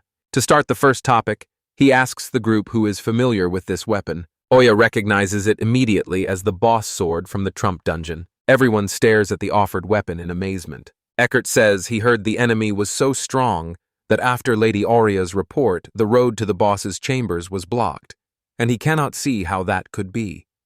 Giagra notes there are people willing to tempt fate, but he has not heard of anyone defeating the boss alone. Waldemar asks if they really believe Schmick's daughter would attack the boss alone, and says they should be ashamed to call themselves the Big Three after that. Eckhart asks whether Waldemar really means that he defeated the boss. Smiling, the man says it is. After all, he has the sword. His suggestion is to revisit the first topic. Inside the box is an object. Valdemar says that after defeating the boss, he received a, quote, tablet of prophecy as a reward for his first playthrough. Eckhart asks what the writing says. Waldemar says the future is Garibos. The tablet warns that on the night a bright star appears, a raid boss will descend on the city and bring death and destruction. News of a raid boss amazes everyone there. The man says that if we start counting today, it will happen in about 2 months. The raid boss can easily destroy an entire country. If he is not driven back, Garibos is finished. Horrified, Oria repeats the last word of a long tirade. Valdemar says everyone here is likely thinking they can defeat him by uniting all the adventurers in Garibos. Big Three members exchange tense glances. Eckhart says that to unite all the adventurers they need Guillermo, leader of the Nameless clan. He asks where he is right now. Waldemar says Guillermo is dead. The adventurers stares at him in amazement. Beckhart asks if Valdemar did it. The man calmly says he wasn't the one. Garrick suggests the leader of the Nameless clan must have died in a dungeon somewhere. Notes they may be rotten but are still among the Big Three, and wonders what kind of monster could have killed Guillermo. Eckhart asks Valdemar why he knew about the death in the dungeon before anyone else, and the man tells everyone to calm down, noting that talking will not bring Guillermo back. He reminds us the raid boss is right around the corner and asks us to focus on something more constructive. With no objections, Waldemar suggests returning to the current topic, based on what he learned after killing the boss. A raid boss will appear in this city in about 2 months. To survive this, all adventurers of Garibos must combine their efforts. However, Guillermo, leader of the Nameless clan and one of the 3 who control these adventurers, is missing, so the adventurers find it very difficult to coordinate. That brings us to the second topic of today's discussion. Waldemar asks how they should address the gap left by Guillermo's death. Georg asks if they can rely on Waldemar for help. The man says no, and tells the other person he can't really be serious about begging someone who left the city for help. Waldemar says they must decide without him. Eckert says they can ask. Sonetta commands respect even among the Nameless clan's most gifted adventurers, and shows strong leadership and intellectual potential. Gehrig says this is a bad idea because damaging rumors are circulating about him, and Eckhart agrees. Georg puts forward a certain Zephyr as a candidate. He is the Nameless clan's strongest swordsman. Many say he even surpasses Guillermo in this. Eckert says this man is not suitable either. Zephyr only cares about his own power, and they need someone who can lead the clan. They discuss other candidates for the role, and Eckhart says Habanur is unsuitable because he loses control on the battlefield. Oria asks whether any member of the Nameless clan can become its leader, and Apert confirms, saying the clan's strongest member usually takes the role. In that case, the sorceress says she has someone to offer, since she remembers the man was in Guillermo's group and therefore must be a member of the Nameless clan. She suggests an honorary crit for this role. Eckhart asks whether this is a first-level prisoner, and whether the girl is in her right mind. Garrick says now is not the time for jokes. Surprised, Waldemar immediately thinks the proposal is wonderful. He announces that the meeting is over. Some men object, saying they have not yet chosen a new clan leader. Valdemar tells them they have forgotten something. Garibos is a city of adventurers, and it invites people to live that life and make choices that match the untamed spirit of adventure. We must hold a tournament to decide the strongest in the Nameless clan. Anyone who wants a spot in the Big Three must enter. Let the skilled fight for the title until their last breath. Whoever survives becomes the new, undisputed leader of the Nameless clan. A new member joins the Big Three. Henri steps confidently into the dungeon. The boy behind him asks him to save his brother. Necticon is changing in a strange way. She drops to her knees. Henri turns and asks what happened to her. Sean stays silent. She seems to be staring into an endless abyss, down to its very core dark and merciless. Suddenly a girl runs and hides around the corner by the boxes. The man remembers it all happening exactly like before and carefully calls out to Nectacon. Curled with her legs pulled to her chin, the girl trembles and still does not answer. Seeing the trembling and sweat, Henri reaches for his companion's forehead. But a man abruptly stops him and then tells her not to be stubborn. Still, he touches his forehead and notices it's quite cold. On the verge of panic, Henri does not know what to do. No matter what it is, he must do something. At the gun shop, the blacksmith asks his assistant to take over. When asked why, he says he's eager to create and is heading to the workshop. The blacksmith walks briskly and says he probably hasn't been this fired up about work in 10 years, all because that girl broke his shields. Clenching his fist, he decides to use these hands to forge the world's strongest weapon, whether a shield or something else, a goal he set at the start of his journey, and a thought that makes his blood boil. Leaving the shop, the blacksmith believes that if he can make durable equipment, he could help Honori. Still, the girl matters. The man was already used to the idea that in this city you shouldn't judge strength by appearance, and he admitted he liked how easily Nectachan broke all the shields. The blacksmith thinks he'll have to thank her when they meet. Then, as if talking about the light, Henri runs up to him. Someone named Chan is lying on his back. The man says he was surprised he had thought the guy was going to the dungeon. Henry asks if the blacksmith has a place for the girl to rest in peace. The man asks what happened to her.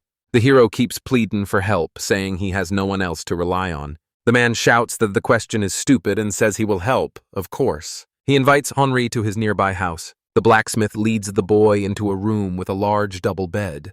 He says this is his beloved's bedroom, and that they can feel at home here as Henri carefully lowers someone's hand onto the bed. Immediately, the girl wraps her head in a blanket and keeps shivering. An empty stare seems aimed at nothing. A man tries to find out if Nick Tacken is okay and what happened, but she only mumbles incoherently. The girl suddenly screams with fierce anger to be left alone, kicks Henri, and asks if she ever asked him to look after her. She throws the boy out of the room and tells him to go save his brother, and the blacksmith asks what she means and whether anyone actually needs help. Henri turns and says it is.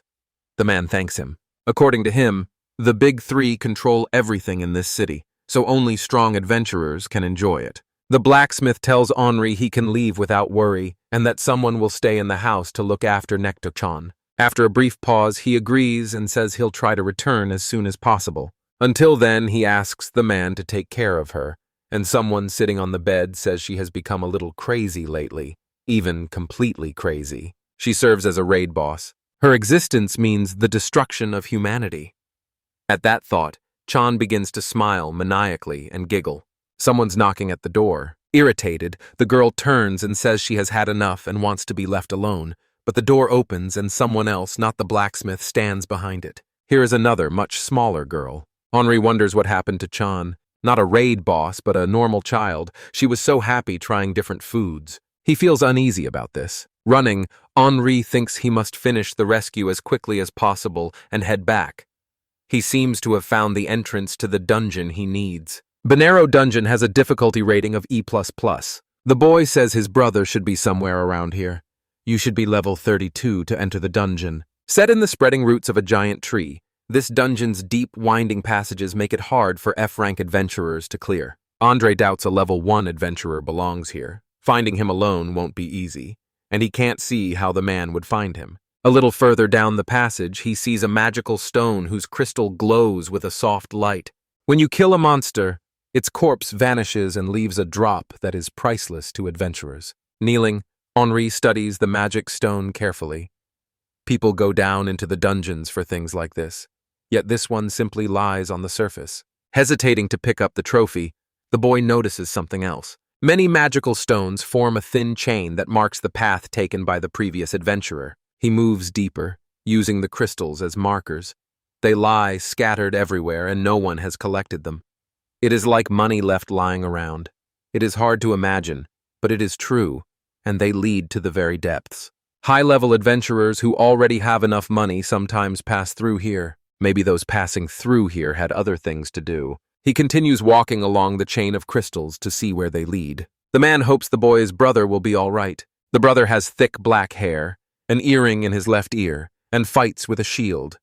The sought-after adventurer is now fighting desperately for his life against a monster that looks like a giant rooster with a snake's tail. Barely dodging another attack, he falls to the floor as the monster turns back toward him. Realizing he's looking at a cockatrice with a recommended level of 30, the guy feels like they're mocking his level 1. The adventurer struggles to stand and tells his companion he has no chance of defeating this monster. Sinad reminds the boy he already said he won't help, and if the boy is too stupid to understand that the first time, that's his problem.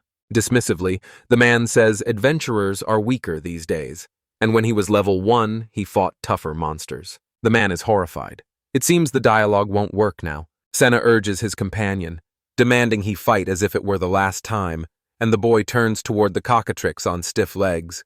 If he tries to escape, his mentor will handle him immediately. He had no idea how he got into this, and the cockatrice began attacking. Sinad says, true growth only comes from defeating an opponent who is stronger and at a higher level than you. He grew stronger that way himself, so the guy can do it too. The adventurer stares at his mangled hand in shock and knows this is the end. He cannot survive this. Cockatrice shatters his shield into tiny pieces. Wounded, the adventurer collapses to the ground. Sinad orders the boy to stand and take his axe. Exhaling, the man says he can't fight anymore. Sinad asks contemptuously whether he has decided to tuck his tail between his legs. The adventurer says he's had enough. Sinad asks if the man means he is a dog with his tail between his legs. The exhausted adventurer agrees meekly.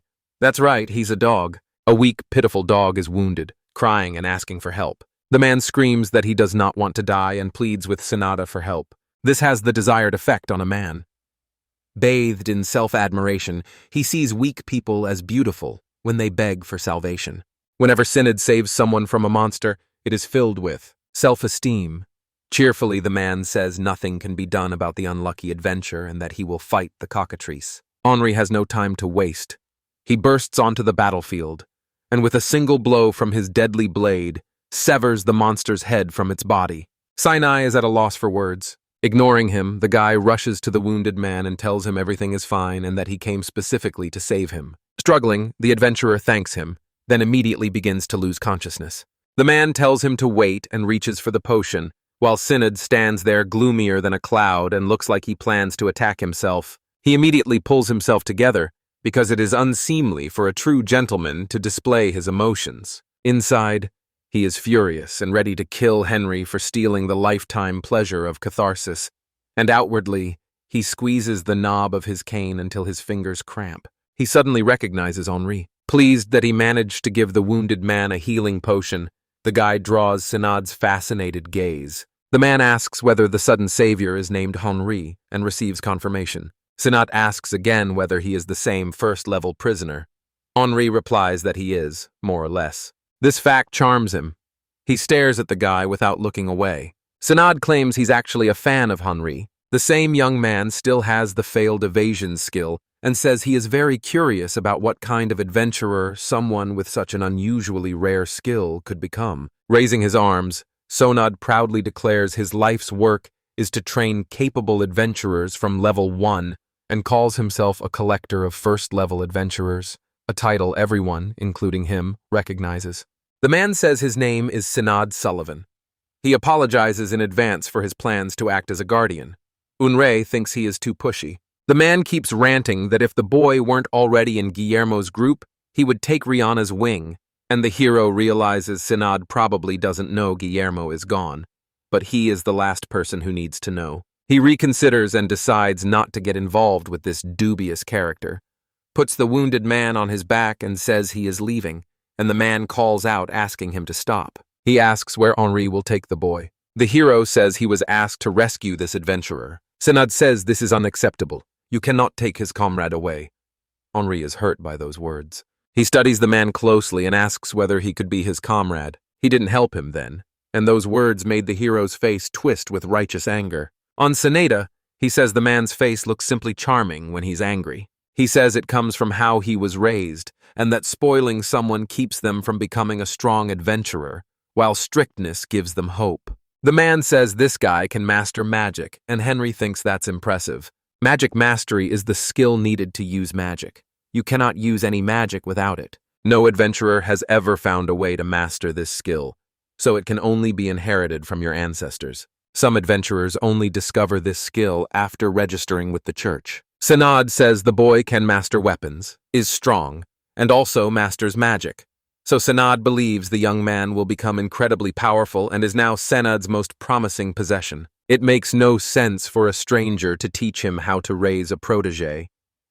Henri grows angry and tells the virtue to go to hell. He demands to know what kind of raising that is. Even the hero suffered under Guillermo in his time, but at least he could evade. Henri feels terrible for the man. When he arrived, the man was in worse shape than ever. If it were not for the escape, it is impossible to say what would have happened. At this rate, he won't last much longer. The hero promises to bring the boy back to his younger brother. Senyan glares at him, his hands shaking, and the man says this is not right. Senad says he's level 89, and once you reach that level, it gets much harder to raise. The adventurer enters dungeons and defeats enemy after enemy every day. If your level never rises, you start to wonder whether you've stopped developing. In moments like this, memories of when your level was low always come back. That constant feeling of leveling up is incredible. Nothing else matches the feeling of getting stronger. Sinai feeds that hunger by raising newcomers. He grows gloomier and warns the hero not to interfere with this modest joy in his life. He won't even look at Henri. Before he can finish his fiery speech, the adventurers are already gone. One moment, they were here, and now there is only emptiness and silence. Henri dashes down the aisle, sure Senad is talking nonsense. Listening to Senad's rant feels impossible. Only focused on his own desires, he ignores training adventurers, but he will become strong someday. Henri refuses to let Senadu destroy him. A dagger suddenly slices through the air beside him. It seemed impossible that the man had thrown the dagger after him. Senad appears out of thin air nearby, confirming the guess. While flying, he catches up to the dagger and grabs its handle. Henri stares in surprise, and Senad just sneers, mockingly asking what's the matter. The hero realizes he has appeared beside the dagger, but doubts whether it was real teleportation. Senad throws the dagger and it sticks into the roots of a tree. A man notices Henri looks confident despite his limited dexterity. He says he likely thought he could get away because he was fast. Senad arrogantly reminds the hero that he is a high-level adventurer and the boy is frightened. Drawing another dagger, the man says the very fast rat should be punished. Henri runs frantically, convinced something is about to happen. They are deep in the dungeon. She has to be nearby. The guy runs as fast as he can because he has to make it. Senad shouts that there's no point in running and drops the dagger. The hero tries to evade. Nothing happens. His evasion fails, and the man tries to understand what went wrong. He finally understands why this happened. Evasion only activates if the user is under attack. The attack was not aimed at Ri. Senad drove the dagger into the ground. Suddenly something unthinkable happens, and Henri freezes mid-stride as his body no longer obeys him. Ri's body went completely immobile, and he froze with his hand stretched out in front. Senad catches up to the fugitives. It's already too late. The massive doors are closing. Realizing the hero seems to have slipped away from him into the boss's room. The door is shut, leaving Senad outside. To prevent clashes between groups, the entrance to the boss's chambers stays closed until those who entered earlier finish the battle. The man thinks Henri plans to use the magic circle in the reward room and finds the idea clever. Senad doubts the man can beat the boss while carrying a first-level adventurer on his shoulders. Basilisk is the boss in this room. Trying to defeat it alone is pure madness. Only a team of several people with everyone doing their role can deal with it. The man puts the daggers back in place and says the conversation would have been completely different if someone like him had been next to Henri. Senad remembers the hero didn't level up after killing the enemy. Does that mean he's no longer level 1, or is there another reason? A sudden thought interrupts him, saying none of this matters anymore because Henri must be dead. He thinks clinging to something so unlikely would be foolish, and not wanting to dwell on the past, Senad pulls out a magic suitcase. The man hums a tune as he slowly rummages inside it. Pushing his arm in up to the elbow, he demands someone come out and not run away. Finally finding someone in the suitcase, Senna drags it into the light. The person is a rumpled-looking adventurer who desperately resists and screams that she does not want to fight anymore. She trembles as the man pulls another prisoner out of the suitcase, who is also unhappy to see the mentor. Senad pulls out low-level adventurers one by one and it seems to be his collection, with each showing different emotions like anger, humility, and tears, yet all are clearly unwilling to be here. The man studies his charges thoughtfully. The adventurers step back, and Synod, acting like nothing happened, offers to choose his next student. The man asks what happened to Tito, his former student. He demands an answer, but the man remains deliberately silent. At last he says, Tito finished his training and is now so strong he is unrecognizable. The faces of those in his care light up with hope. They all say they should try it too, thinking it might let them finish their studies. And Synod is happy because this is the attitude he needs. He believes students should work hard, and they will definitely become excellent high-level adventurers, regardless of their skill level. If they eventually die, they end up worse than before. Worse than even the most mediocre adventurers. And how are they, Sonata? Disappointed, Henri stands before the basilisk, still carrying the man on his back, while the monster is furious and growling. Apologizing, the hero says they'll move through here quickly. Lost in oblivion, Tito hears someone call his name. Opening his eyes and seeing his father and brother, he is surprised and realizes he may have been saved. They put together a whole basket of assorted breads for Henri. The man says they have nothing else to offer since his family owns a bakery. Grateful for saving his son, he thanks the hero again, and the hero replies passionately that he does not deserve their thanks. Tito is taut and silent. Unsure what to do, Henri had planned to convince the hapless adventurer to leave Sinaita's group once things settled. But now he doesn't even know how to start the conversation. Unexpectedly, the man says he wants to quit adventuring. Henri looks puzzled and says he needs to know if this is a serious plan, since Tito has an unusual mastery of magic. The boy says he became an adventurer just to anger his father after they had a falling out over Tito's future. He thought he could easily make money by taking risks. He never wants to go through anything like that again. Being an adventurer requires firm determination. Tito says he's amazed by how calmly Henri fought those monsters. The hero stays silent. Turning to his father, the boy says he will continue his work, and tears fill the man's eyes. The hero turns to Henri and takes his hands. Henri says he will never be able to repay the debt. The hero tries to calm him, saying he did nothing wrong. The happy father says he did it, and the man is different from the others. The man says he has watched this city for a long time, and all the people do is mock other adventurers' struggles and treat them as appetizers with their drinks. If someone like Henri were in the big three, this city would be much better. Stunned by the revelation, he does not know how to respond. The hero says goodbye to the baker's family, and at the end, Henri is assured that if he needs bread, he will receive first-class service at the shop. Tito smiles awkwardly and says he's as afraid of his father as he is of monsters, but he'll try to learn how to bake excellent bread. Thanking them, he reads it again as he leaves. The hero believes he must grow stronger as fast as possible to save LRF. A natural question then arises about whether he should ignore those in trouble. He quickly decides against it. Power would be pointless if the price was humanity. Elareth herself would likely oppose it. The guy wants to be a brother she can be proud of when she returns. Henri remembers Seneda. It is unclear whether Seneda understands how serious his crimes were. Henri wonders if he has anyone he would proudly show his current self to. The hero clenches his fists. If Senad doesn't have someone like that, the man genuinely feels sorry for him. Someone runs up from behind and a woman's palms cover Henri's eyes. The Joker asks him to guess who she is. The man says she is Aurea. The sorceress asks him, sounding afraid, how he guessed. One notes again that it is obvious. The answer pleases her. Aurea smiles and even blushes. The hero finds her behavior odd.